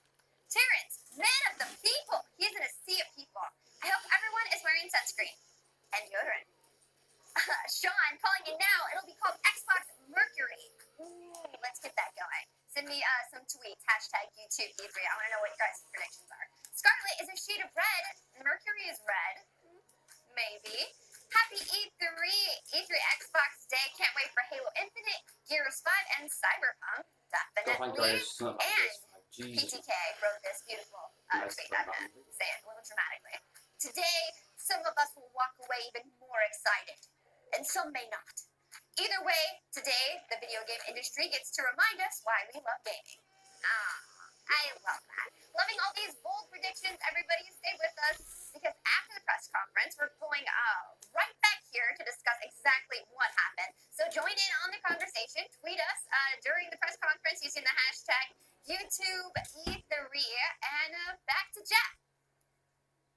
All right, well, speaking of predictions, to help me make sense of what's about to happen, we've got Lucy O'Brien, Tyler Pappas, and Andy McNamara. Guys, great to have you with us for our 5-minute rundown to all things Xbox. So, 5 minutes, 5 whole minutes. I was going to say, like, what can we, Lucy, what's the thing that you're most hoping that's going to fulfill your heart if it happens in the next 2 hours? Well, I think we're going to see Scarlet. I think that we're going to see new consoles. I think we're going to see. You're going to see the actual box? I think we're going to see the actual box. I think that we're going to see. I'm being bold here. Okay. I admit it. I admit it. What's going to fulfill your heart? You may be crying when we come back. Exactly. But this will fulfill my heart. I believe we will see two variants on this console. I think we'll see a high-end one and a lower-end one. Yep. I think Xbox has been teasing this, right. And this is their big moment. I think with Xbox, this is their big moment of the year, where they sort of they say everything like Gears 5 we haven't even seen since E3 last year. It's like they really focus on this 2 hours to represent everything. Exactly, and I think that we wouldn't have been receiving those teasers if they weren't going to deliver. We're going to see more than specs. Okay. Yeah, I think we're going to see something. I wonder if we're going to see the actual box. What would surprise you, Mandy? There's lots of rumors of will they talk more about xCloud, more platforms, or what's yes, they're going to be games. Do you think it's about more than just games? I think it's definitely about more than just games. I mean, I think last year their conference was great because it was really all about games. This year we're probably not going to get as much because they do have some agendas to kind of get through with new hardware. We're talking about their streaming service and how they're going to move forward. So, but I mean, I'm here for the Halo, right? You know what I mean? Like that Yeah. sounds like a lot of rumors that we'll see kind of a Halo down the line. I hope so, and I am too. Like I'm hopeful not only for Halo, but I'm hopeful for them to like come into this one a little more thoughtful. I guess like I don't want to see like Halo from the 90s or 2000s done. I'd like to see a real like reimagining of like what the Halo universe can be. It's a powerful franchise, and I think it could be. It kind of lost its way for a while. I think so a little bit. So I mean that's what I would love to see. I mean I think that to me would be a highlight of a show here. Would be if they really nailed that like the old days, right? Like the old days. Got boarding in Halo 2. It's classic demos back in the day. Yeah. All right, Tyler, what are you hoping in your heart of hearts that Xbox will bring for you? What I'm hoping to see is a lot more of the advancements in AR and VR that we've recently seen across mobile phones. And the recent Minecraft Earth announcement, that's kind of my background with the Minecraft content. So to see those more directly communicating with each other is something I'm really looking forward to with the new consoles. You know, Microsoft always has ways of throwing in the new software with Azure, xCloud. I'm just excited to be able to basically take my game wherever I want to go, whether it's in the pocket or on the console at home or anywhere else. Yeah, no, it's an interesting year because normally we look at these things of like, let's create this press conference and compare it to how PlayStation did. There's no PlayStation press conference. Does that change, you think, how Xbox approaches E3? I mean, I think that it really has room to kind of go all out. Right. Because there is no, like, let's feel our way. What is Sony going to do? How are we going to bat that? Third parties, sort of, you're either on this stage or you're not on a stage. So that's another thing where it's like, they're normally competing, right? Like Exactly. There's more, I feel like there's possibly more strategy when you're going up against a Sony. And I feel like in this conference, they can just go, we're just going to go all out. Like, let's do it. Let's just announce. I mean, this is wish list. Like, I want them to go all out. I think it's a big power move. I think the fact that they've got really the only live conference going on right now, you're going to have direct audience feedback. You're going to hear the woos. You're going to hear the excitement there. And I think it puts a lot more attention on this conference. But look, it's an interesting time, too, because Microsoft has this deal with Sony for, a cloud partnership. Top-headed games like that are coming to Switch. It's like, it'll be interesting to see how that all kind of, like, manifests itself in any way here at all, or if it does become very much still like an Xbox press conference. And I think PC is going to be another big thing that they're going to focus on a lot, it sounds like. And, the PC ecosystem and PC games and whatnot, which typically we haven't seen a lot of at Xbox. From what I've heard, that's going to be, like, a big part of the story, too. Well, I hope they focus on, I think this is an opportunity, not last year's show, but a lot of times they're like, oh, these are games I could play on PlayStation as well, right? I know they talked about that they were going to have 14 titles that were, from Xbox Studios, right? And I think that that's important to note. I'd love to see them assert themselves again as a publisher, right? Right? I mean, I think that's the opportunity this year with Sony out, that they can say, hey, big new IP, stuff like that. Like, what can they show? Will they acquire new studios? Like last year, they got, applause when they announced they were acquiring some studios. So it'll be interesting to see, like, what do they have? You're right. I think it's a big opportunity for them because it's kind of their own stage. Yeah, and we're about a minute away from it right now over at the Microsoft Theater. So we're going to all watch it together and react after, right? All right. We'll see what they have to say. But, of course, we know that Gears 5 is going to be there. We know we'll see new stuff on Borderlands 3. We'll see new stuff on Star Wars Jedi Fallen Order, a new look at Ori. As Andy said, rumors that Halo is going to show up in some way. And, of course, lots of other leaks and rumors about other things we'll see. But it's going to be a jam-packed show. It's going to be about an hour and 40 to an hour and 45 minutes of Xbox, from what we're told.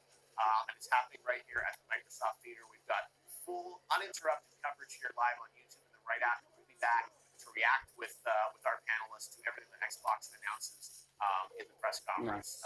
I know of a few surprises that I think, based on last time I checked Twitter, hadn't leaked yet. So stay tuned. I think it's going to be a special day to kind of celebrate games, what they mean to all of us. So right now, we're going to head on over to the Microsoft Theater for Phil Spencer and the Xbox team. They're going to present, as I mentioned, a lot of games across the full spectrum of Xbox titles, PC titles as well.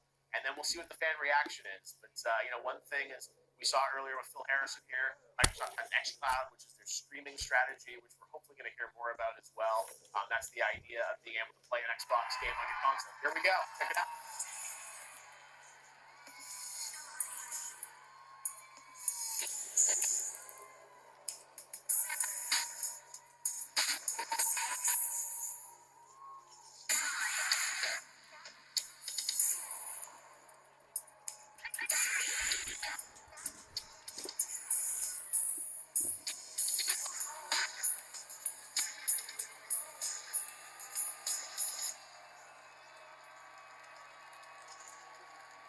This is the Xbox E3 2019 briefing.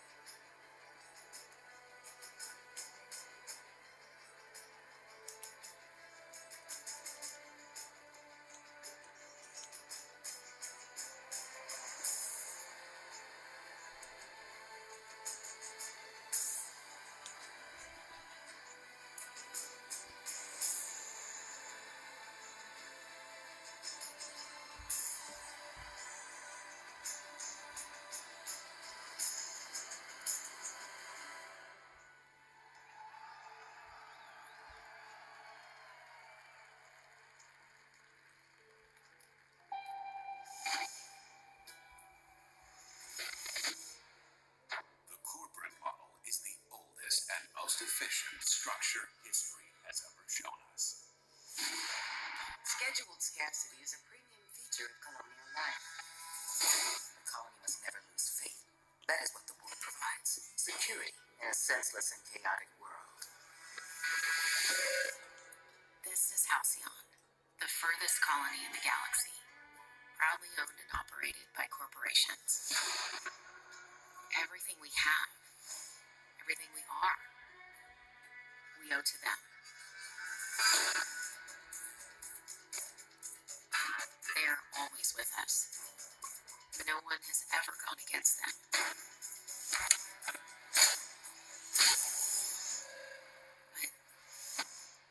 a stranger has just arrived. Someone who's challenging the corporate board. Someone who's digging up their secrets.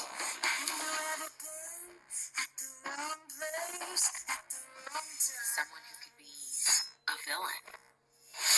Or a hero. Looks like the bleeding stopped. I owe you one. Here, hope this gun serves you better than it did me. Or a psychopath. Oh.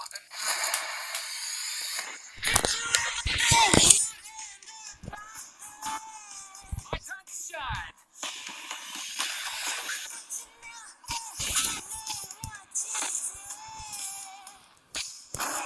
Good luck. I suppose time will tell, but no matter who this stranger chooses to be, the Halcyon colony will never be the same.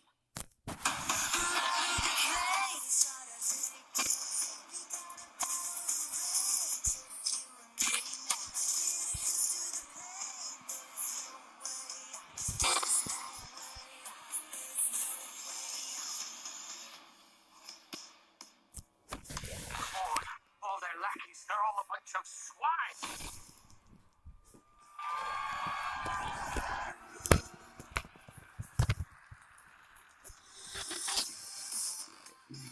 Please welcome from Ninja Theory, Ronnie Tucker and Dom Matthews.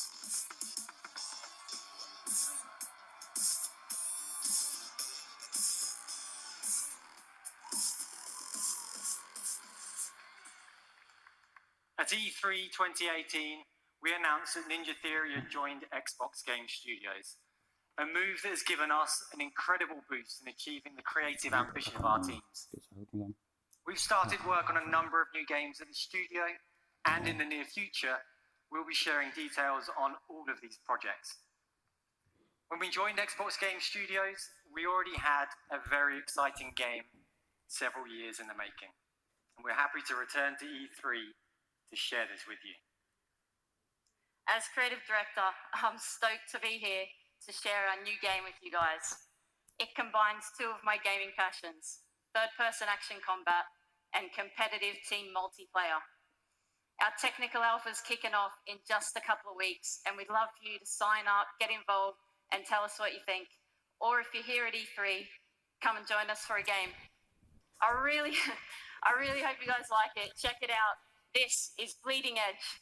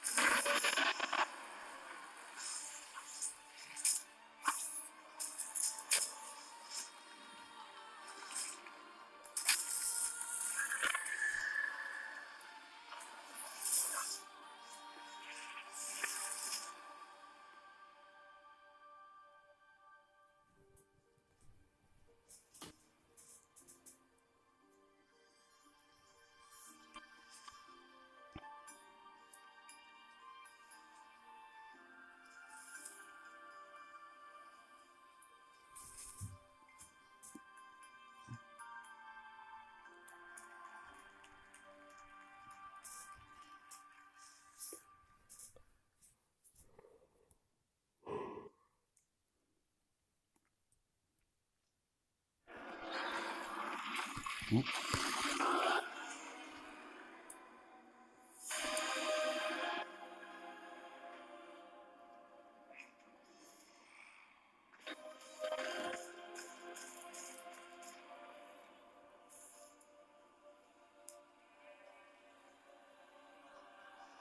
is that Minecraft definite.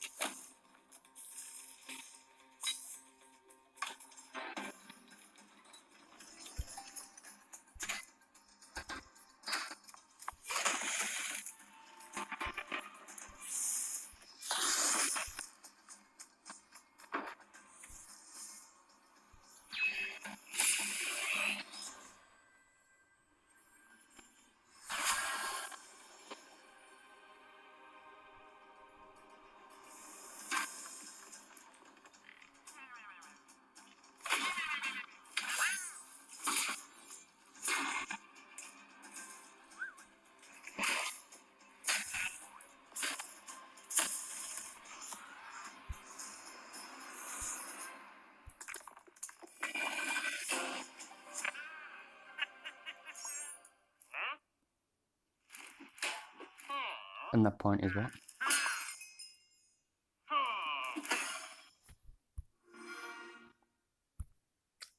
Someone tell me the point.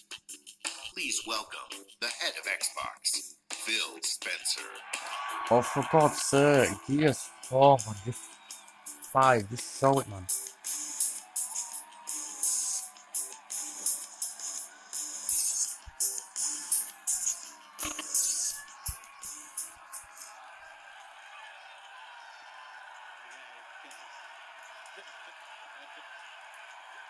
Okay. Thank you. Thank you. Thank you. We on Team Xbox live for this exact moment. The moment we get to share the best of our art form here with you in LA. And the moment you get to experience breathtaking new stories, new worlds, and new heroes for the very first time. This moment isn't just about finding some new games, it's about discovering your new games. This decisive moment of discovery is etched in your gaming history, alongside your every achievement, your every moment, your every new friend. This is why we on Team Xbox are always and will be dedicated to unleashing the next new games for you to discover and love. So whether you're one of the thousands with us here in Microsoft Theater,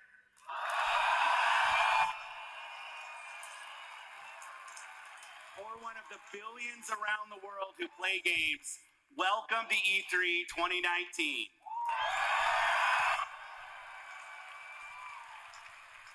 This right now is the single most creative and energizing time in gaming history. Games and gamers together now have the sheer magnitude to be a significant unifying force for the world. The expanding universe of gaming has opened a new era of creative possibility, with more games, more creators, and more industry players than ever before. And gamers were everywhere. In under 2 decades, the number of players in the world has more than tripled. Over 2 billion of us now play games in every region and on every continent. And with new technological leaps, we get to play whatever we want, with whomever we want, and wherever we want.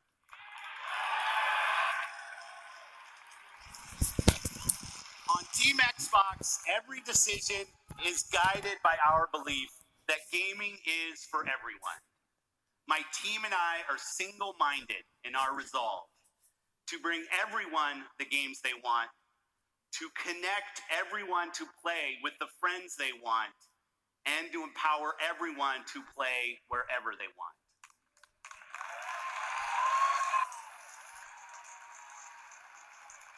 This is why we keep innovating hardware and services, It's why we're uniting communities through crossplay, and it's why we're investing with new distinctive creators.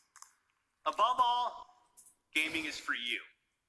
This is why we scour the world for your next new games. This today is the largest showcase of games on any stage, anywhere this year.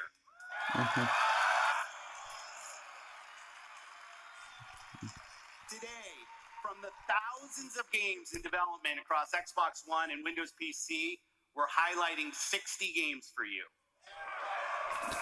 including 14 games from Xbox Game Studios and over 30 games premiering in Xbox Game Pass. In addition to showcasing all of these games over the show, we'll also announce what's next at Xbox Game Studios. Sharing our expansive plans for streaming, and of course, revealing more about our next new console. God, 3 hours, man. So thank you for joining us today. Let's jump in.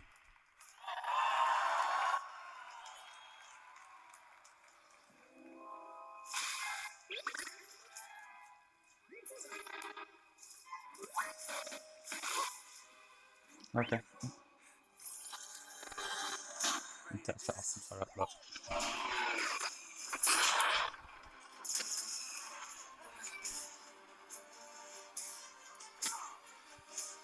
Well, not like that back after this, but...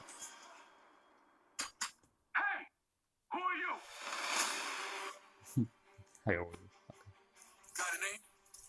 Cal Kestis. Sogarir. I'm here on Jedi business.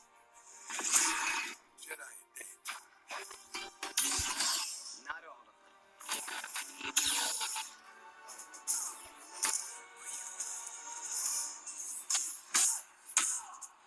A Jedi.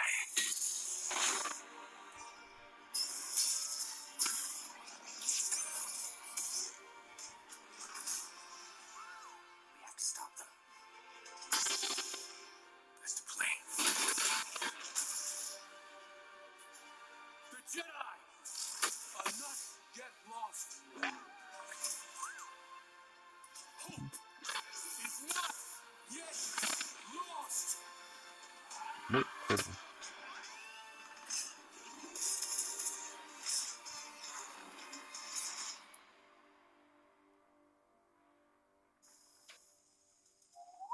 Yeah, I'm okay. You all right? No, we are not doing that again.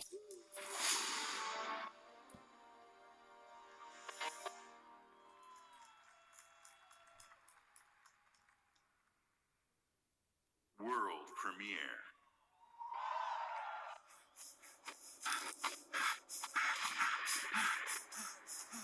Yeah, no. Hold on. He wasn't evil. I'm joking. I'll laugh at some of us that we've watched.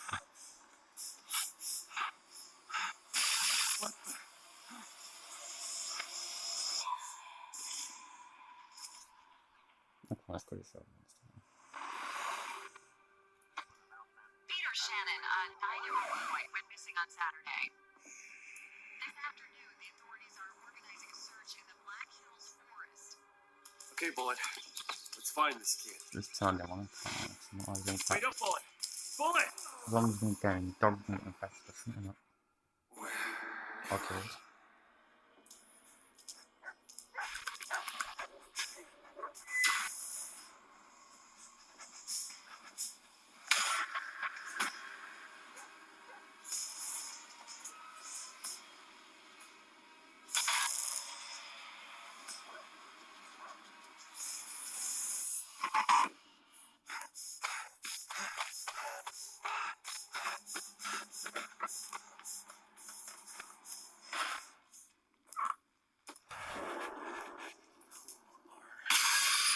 Oh, right. Okay, Bullet. Let's find this kid. What, do you keep going back? Can... That's weird.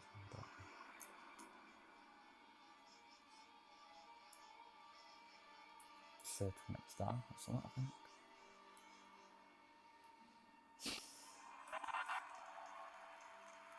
Oh, no.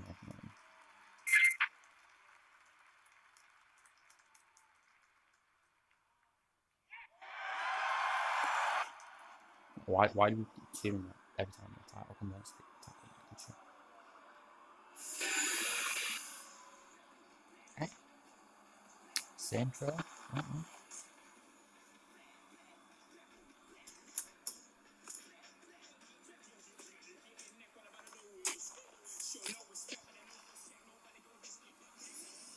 Nice futuristic cop sort of anime kind of game.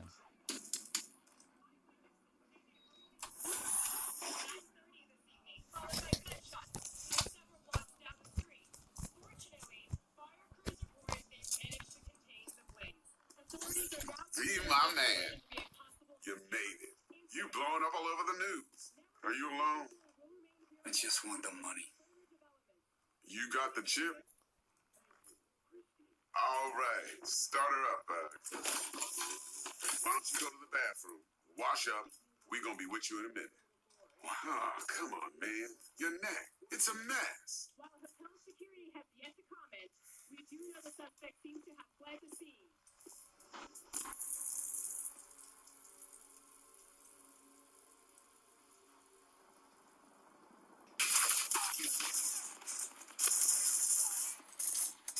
Initiating combat mode. Go! Destination confirmed. That's what I'm talking about. All right, in and out. We're rich. Oh, we are going to the major league. This is Fokker, it's not like. Jack? Man being shot. Get to a clinic now. Mr. Wells' condition is critical. Go! Immediate medical help is Okay, required. just hold on. Hey, just think about all the good that we're gonna have, huh? I'm sorry.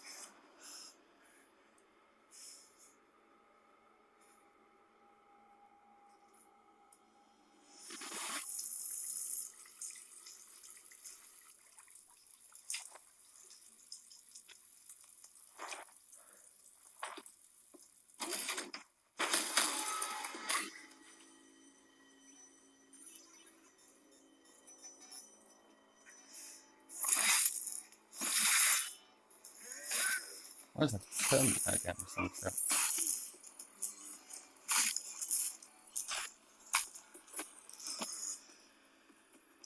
Take the Gemtex. Every corporal cop in this city's gonna be blasting down these doors after what you and your psycho friend did. We didn't need all this tension, damn it.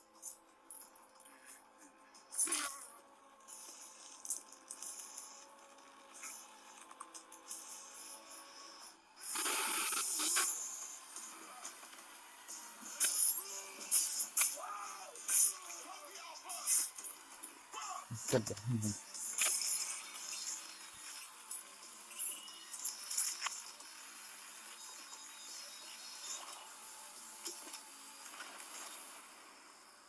That was cool, actually, that game.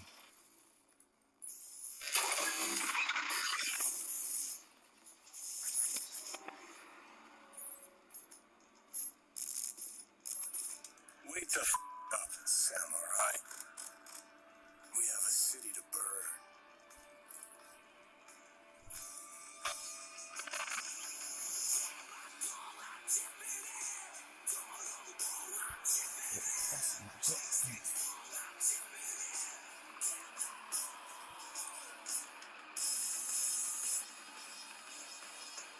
Please welcome Keanu Reeves.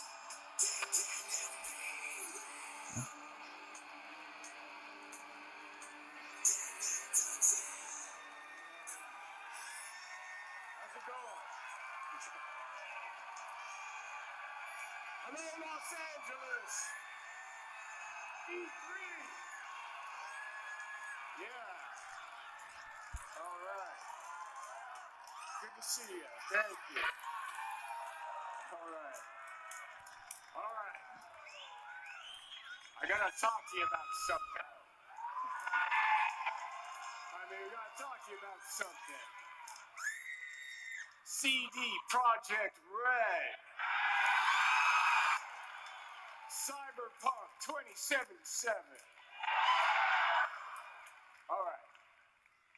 A while back, the guys from CD Projekt Red approached me and asked me to be a part of their new project, Cyberpunk 2077.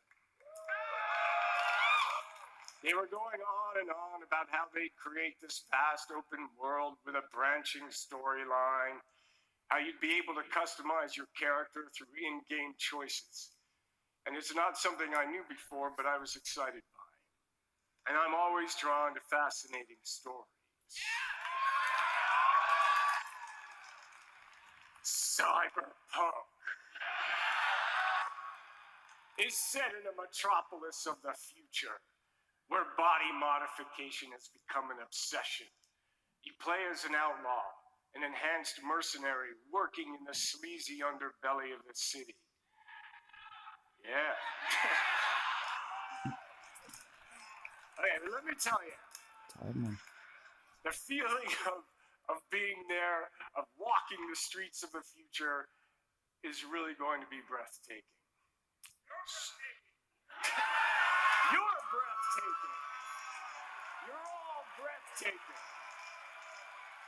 All right. So, I guess I gotta finish this. So tell me, do you guys want to know when the release date? Yeah. All right. Then check this out. Ready now? Whoa, hey, easy. Mr. Hand sent me. Am I right for the job? Okay, I'm in. Yo, I'm gonna get the game actually. What the fuck? I'm getting it. I need to get it anyway.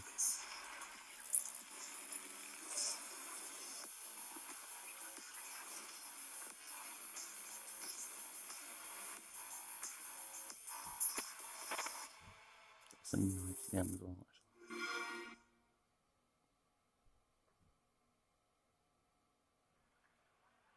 World premiere.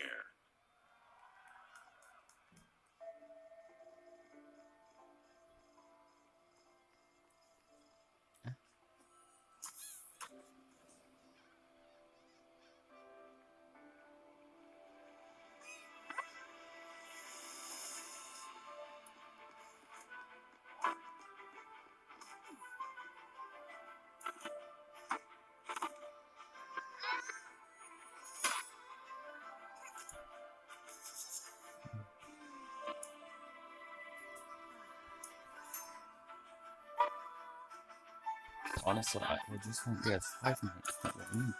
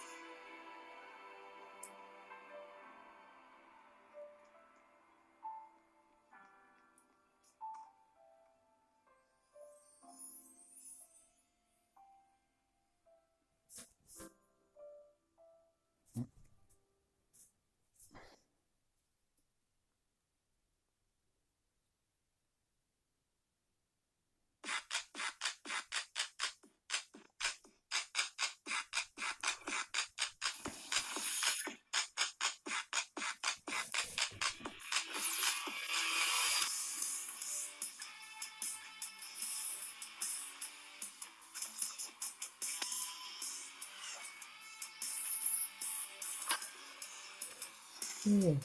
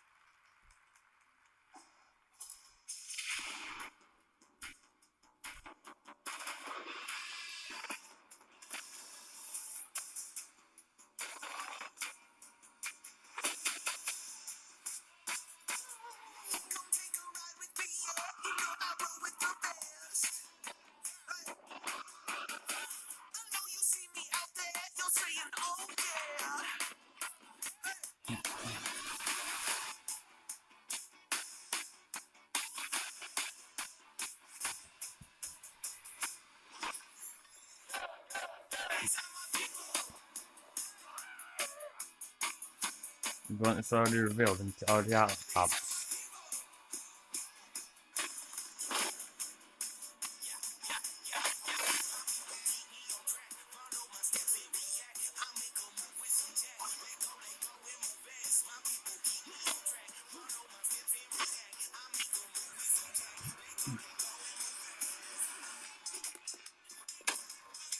Oh my god.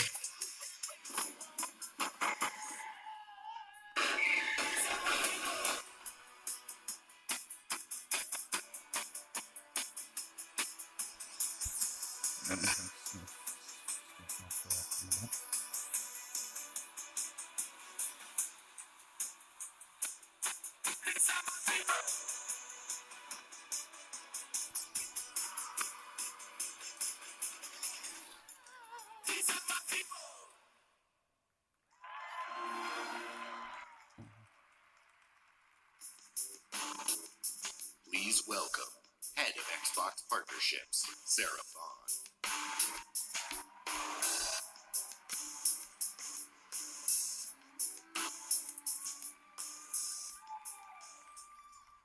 All the ID at Xbox games you just saw will premiere on Xbox Game Pass day one.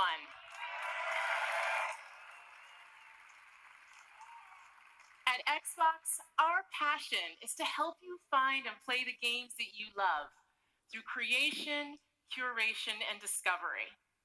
The ultimate expression of that passion is Xbox Game Pass. My team travels the globe, seeking out fan favorites and hidden gems, and crafts partnerships with their creators so that you can discover your next favorite game. Mind-blowing experiences, epic adventures, and iconic characters, all for you to explore.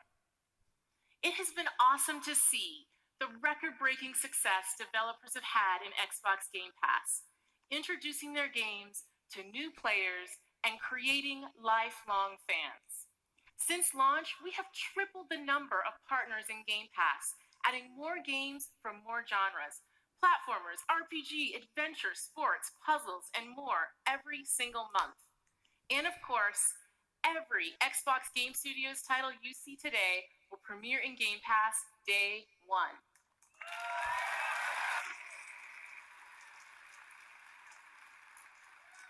We are thrilled to announce new titles coming to Xbox Game Pass on console today, including Batman Arkham Knight, Metro Exodus, Nice. Hollow Knight, and Borderlands The Handsome Collection. Before I do that, I'm confused now. What did you? Amazing games that you can start playing today. Our mission at Xbox is for you to be able to play any game with anyone, anywhere. And we know for many of you that means PC. That is why last month we announced Xbox Game Pass for PC.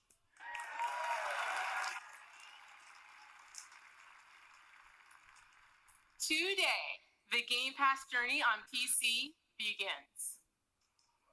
Now, PC players can discover their next favorite game with Xbox Game Pass. We have curated over 100 games just for PC, including favorites like Imperator Rome and Football Manager 2019.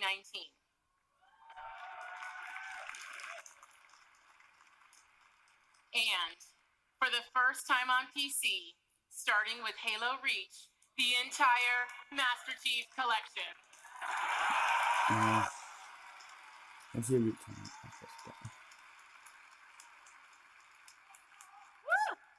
We are thrilled to share that Xbox Game Pass for PC launches in open beta today. Which said it? Whenever you're ready. Let's call it PC. I'm down for a little competition. Got sweat dripping down my temples. This power is something fundamental, though. I can feel the hum and the rush of the crowd. I can hear the claps and the noise getting loud. What you gonna do when the clock runs out? The time is now. Yo. I love the lyrics, but yo, nah, it's no more PS5, man. Keep me playing it.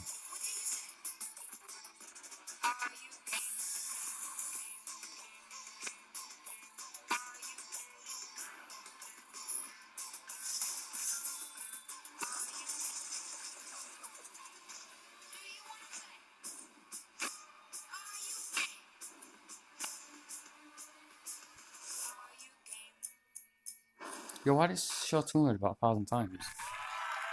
PS5 just once. Xbox Game Pass for PC is here now. Try it out by downloading the all-new Xbox app on Windows. And if you want it all, we have created a membership just for you. Xbox Game Pass Ultimate.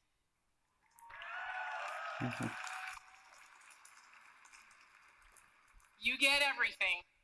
Xbox Game Pass for console with over 100 great games, Xbox Live Gold, an unrivaled gaming community, and now, Xbox Game Pass for PC at no additional charge. Eh? Why is that supposed to cost 99p then? Oh my fuck.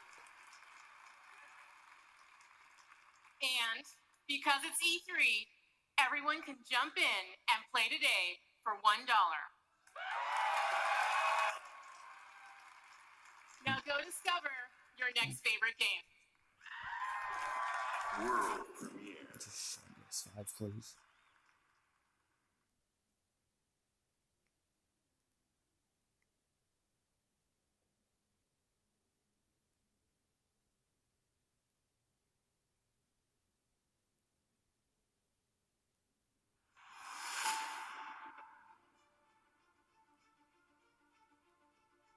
This is Skyrim, right? I'm stuck talking. Watch Dogs 3. 100% Watch Dogs 3 or Assassin's Creed.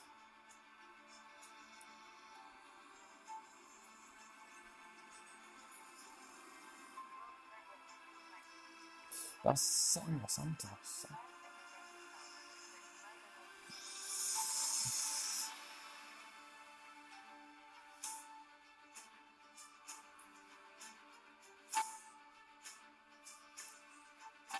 That's what places.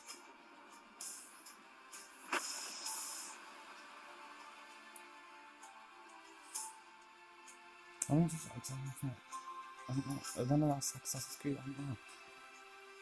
Yeah.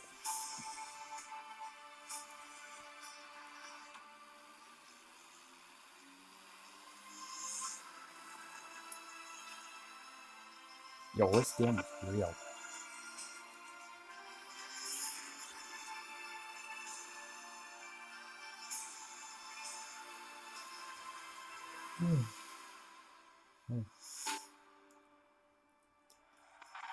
Friends. I'm done.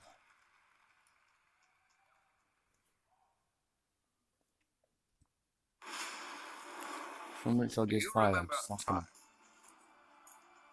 When armies were built and powerful cities collapsed, when the smallest of choices echoed through the pages of history, it was an age of empires.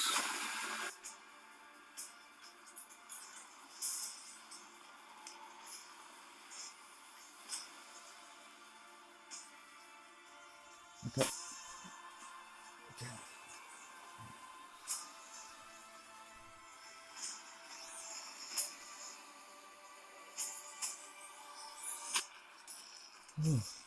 Oh, God.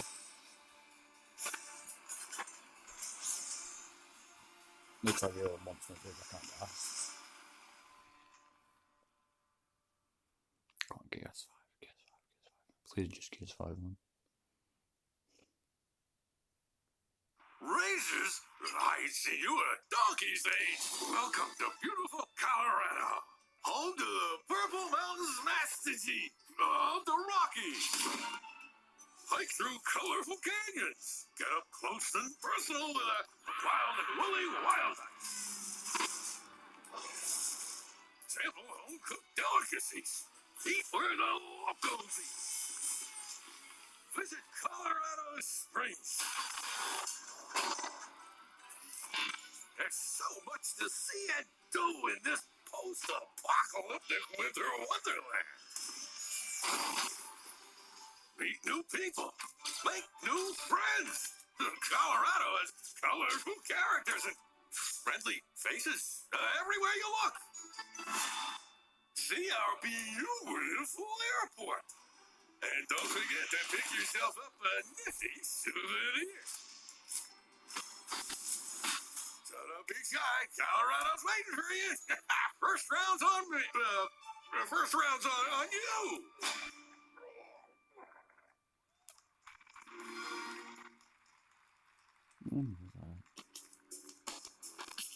Please welcome head of Xbox Game Studios, Matt Booty.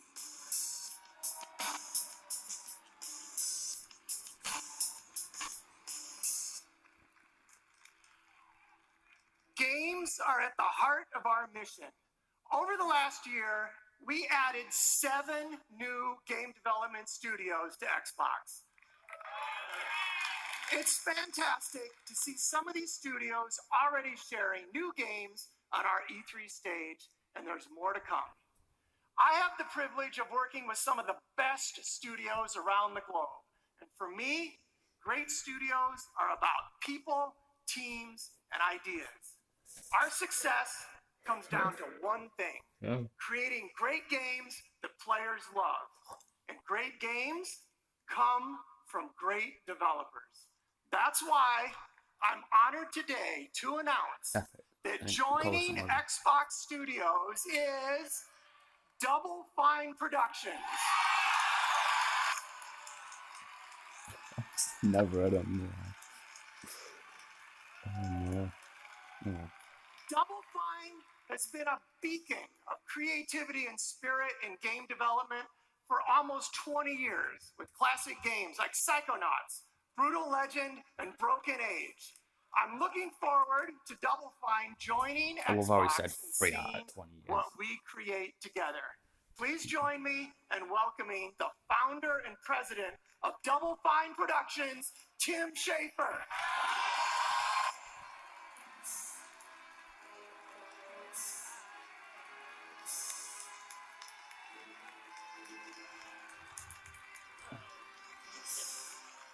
Hello.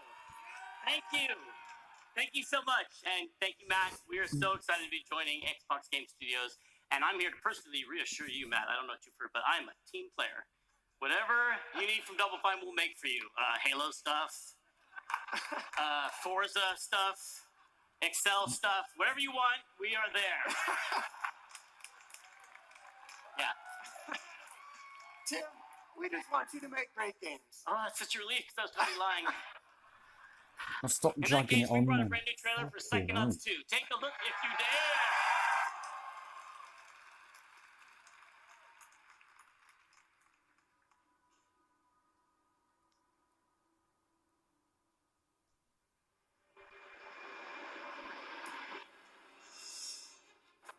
My name is Raz, and today is my first official day on the job. We're on a mission. Rasputin? I'm on it. Looking for me?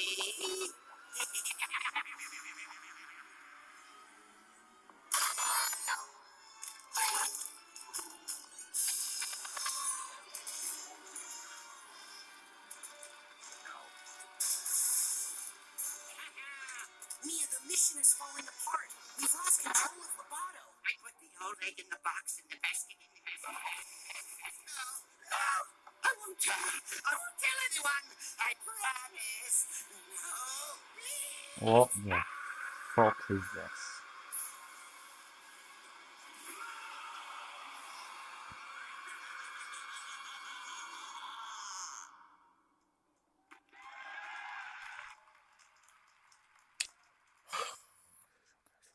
World premiere.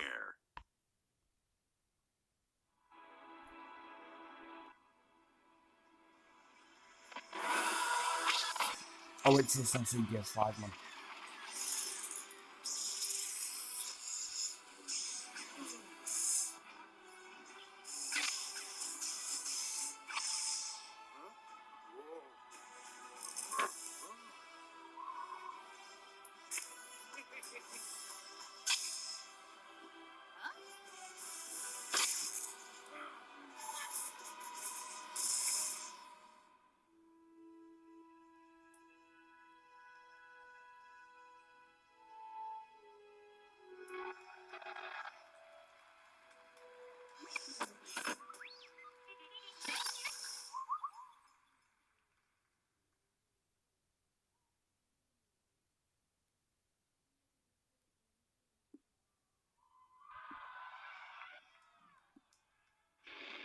Nobody sounded excited about that whatsoever.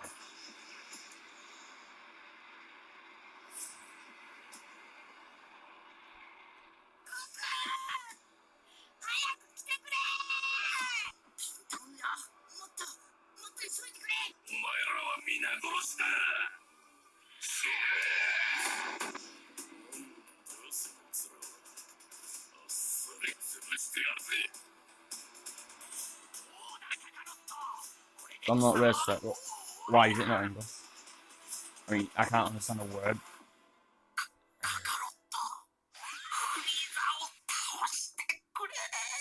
Oh, fuck off. Like, what? This is stupid.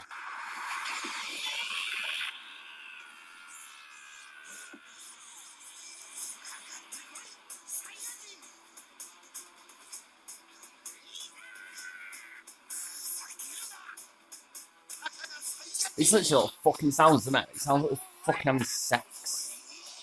Or a fucking bent penis or some shit. Just fuck off.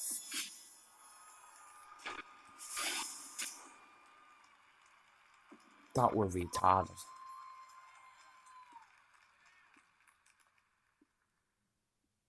World premiere.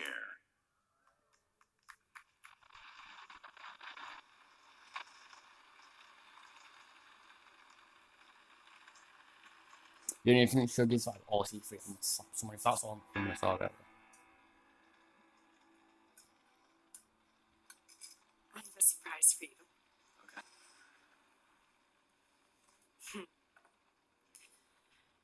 You want to guess what it is?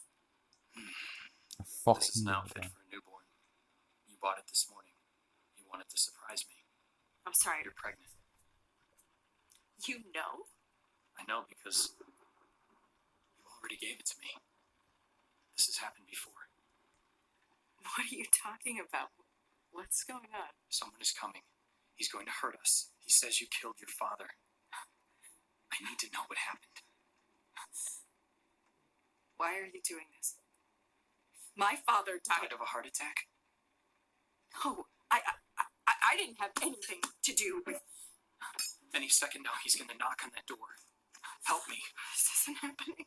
This can't be happening. Police, open up. That's him. Did you call the police? We have a warrant. Please open the door. I didn't do anything! We're here to help. Don't listen to him. I'm your only chance. Open the door right now. You know me. I love you. You have to believe me. Stop! No. You're under arrest.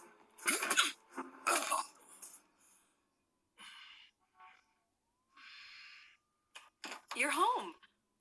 What are you doing? Are you okay?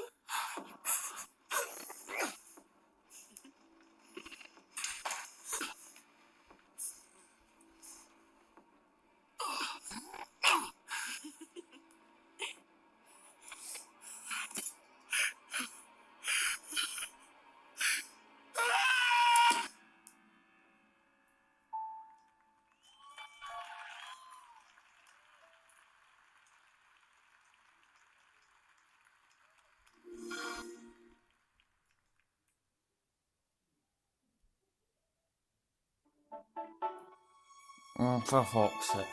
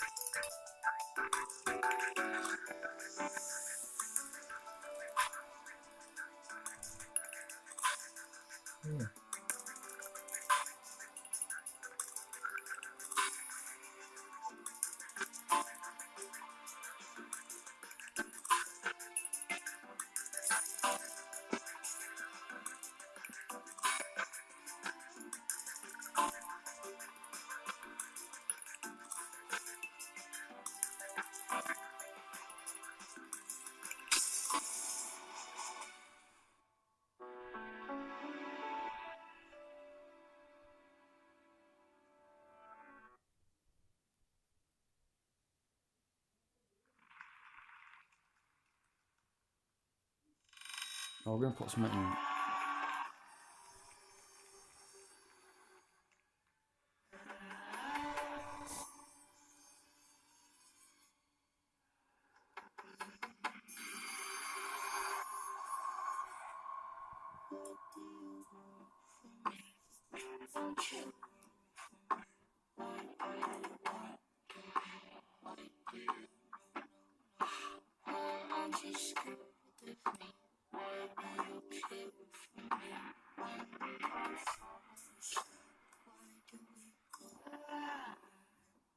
Can you show us gameplay, please?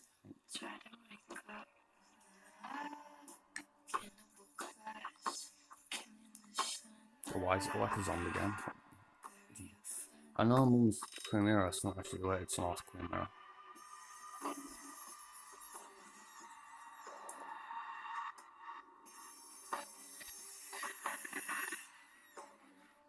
Why aren't you scared of me? Why do you care for me? When we all fall asleep, where do we go? On the children August back or something, like try, I don't know.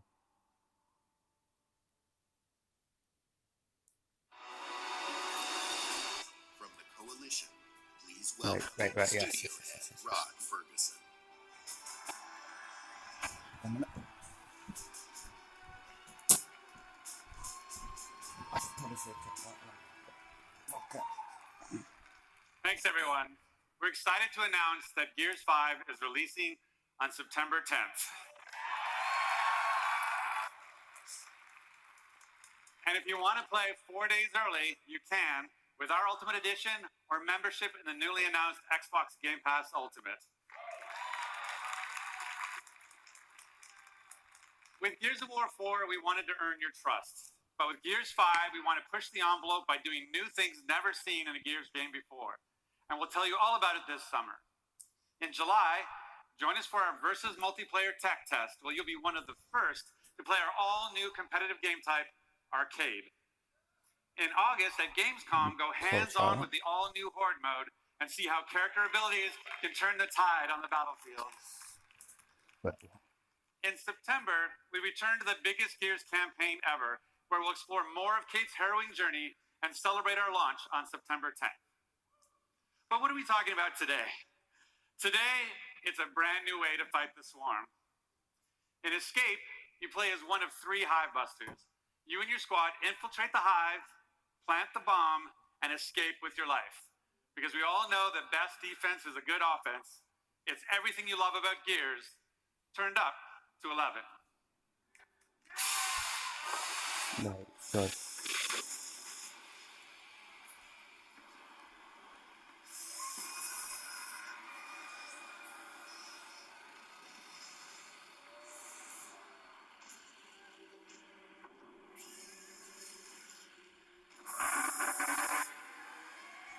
That's some boom sound.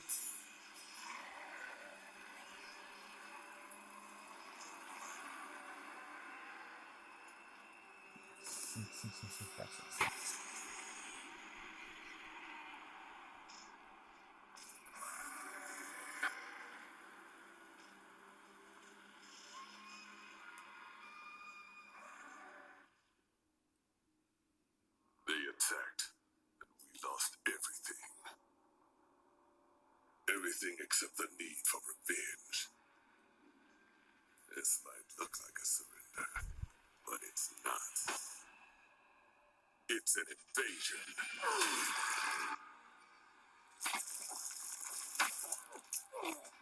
Yo, what?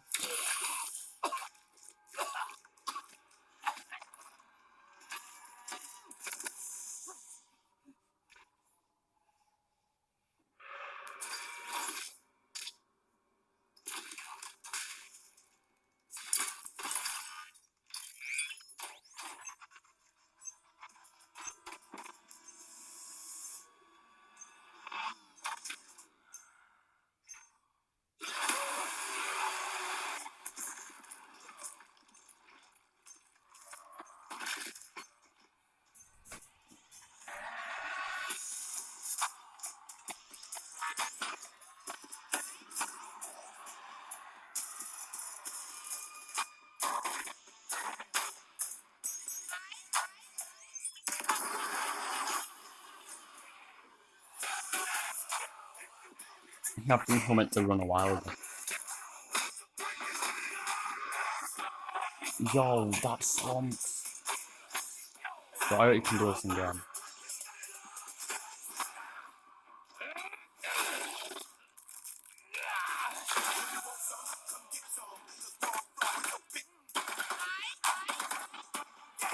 The fuck is that?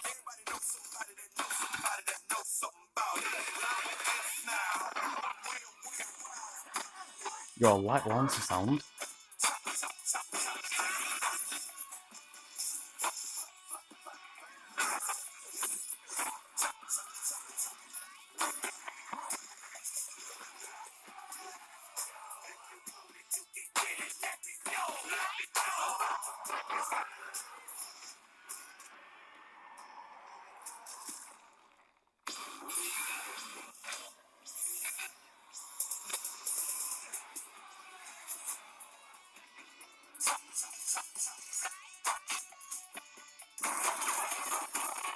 Yo, what?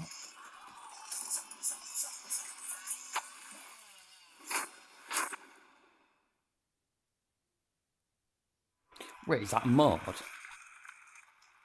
I hope you enjoyed your taste of Escape, an aggressive 3-player co-op experience, perfect for your living room couch. But it's not just about busting hives. You can build them too, and challenge your friends with the experiences you create.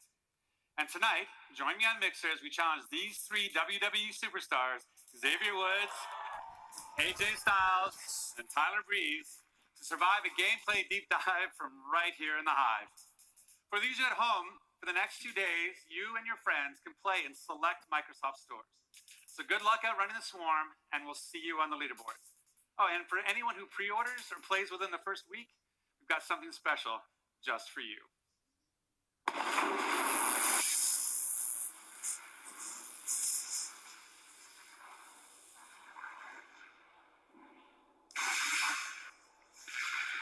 Not Unreal on some multiplayer.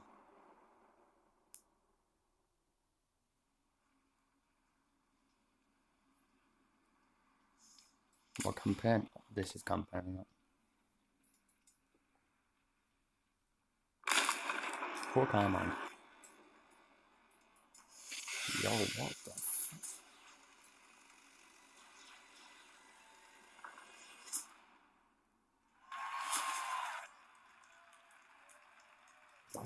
I got that's a skin.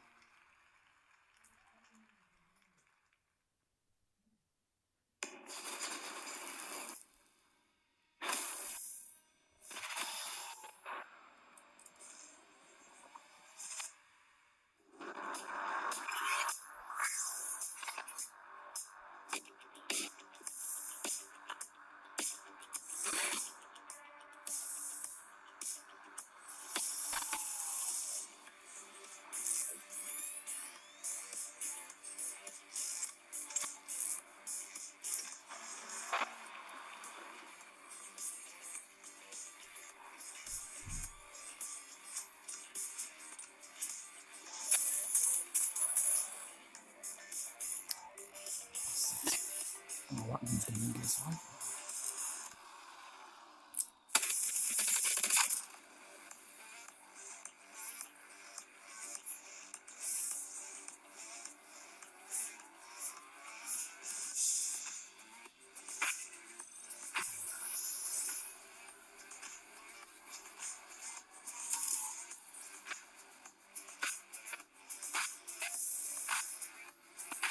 That is a nice part.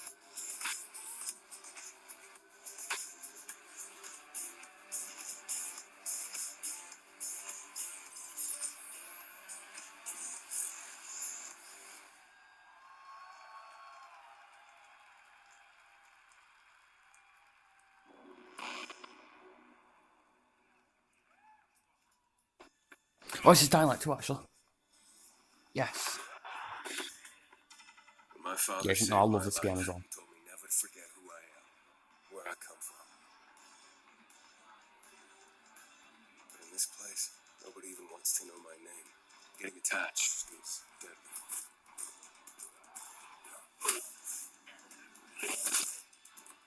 Because when darkness comes, I might be gone.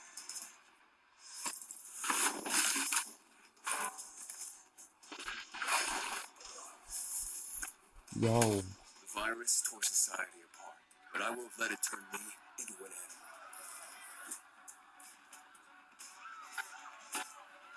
enemy. Yo. Staying alive became the essence of our existence, yet life must be more than just survival.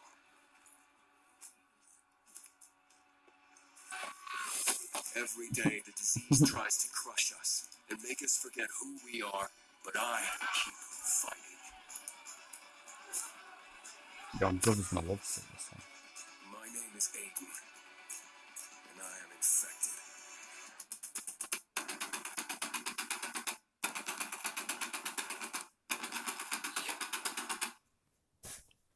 Yo. Sometimes I know. World premiere.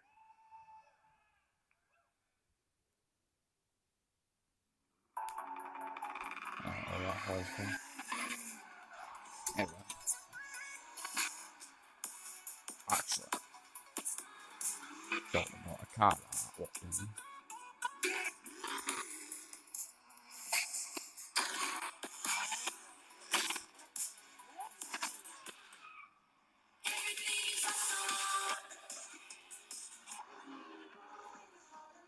What the fuck? What the fuck? Nah, look. What the fuck's that?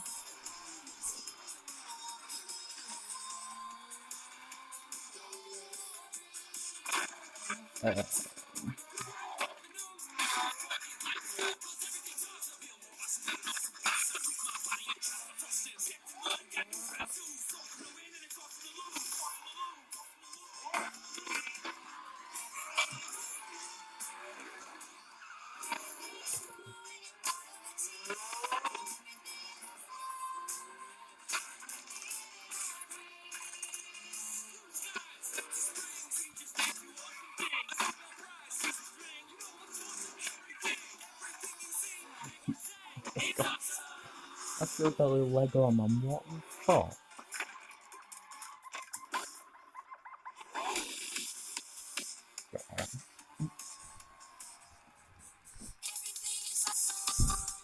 Please welcome Ralph Fulton.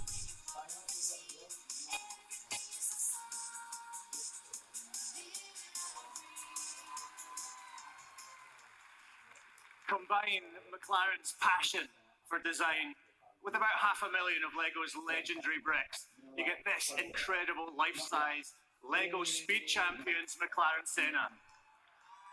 Combine the beauty and freedom of Horizon with the playful fun of Lego, you get the Forza Horizon 4 Lego Speed Champions expansion. You will drive this Senna and more Lego Speed Champions cars in an entirely new world, packed with inventive new challenges, new areas to explore, and loads of bricks to smash. The Forza Horizon 4 Lego Speed Champions expansion launches this week. I'll see you there.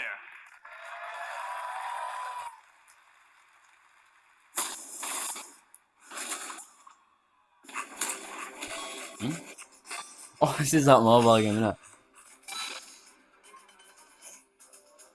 Oh no, poor thing. He's pissed. Oh no.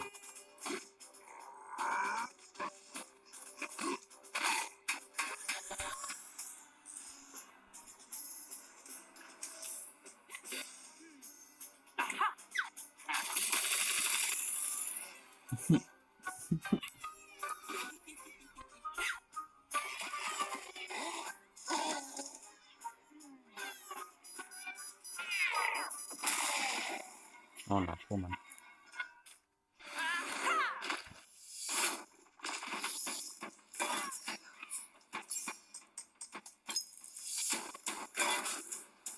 I'm trying to put on my wrist to get that.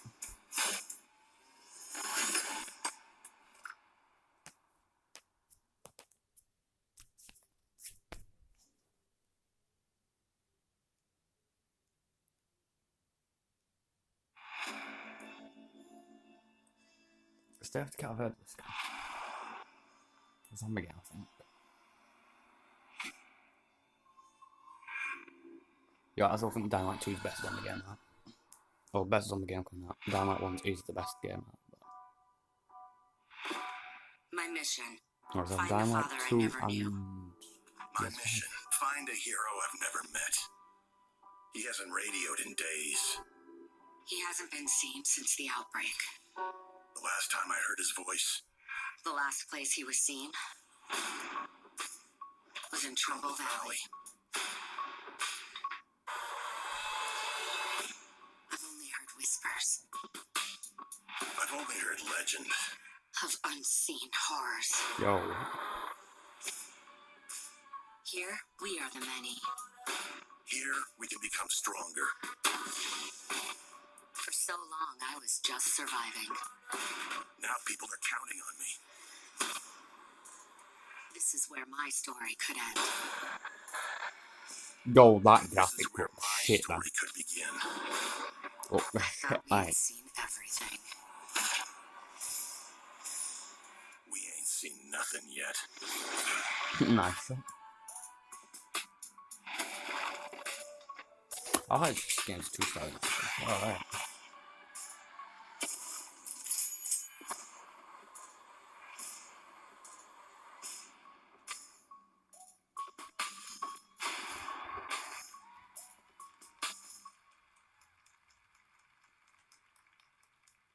World premiere.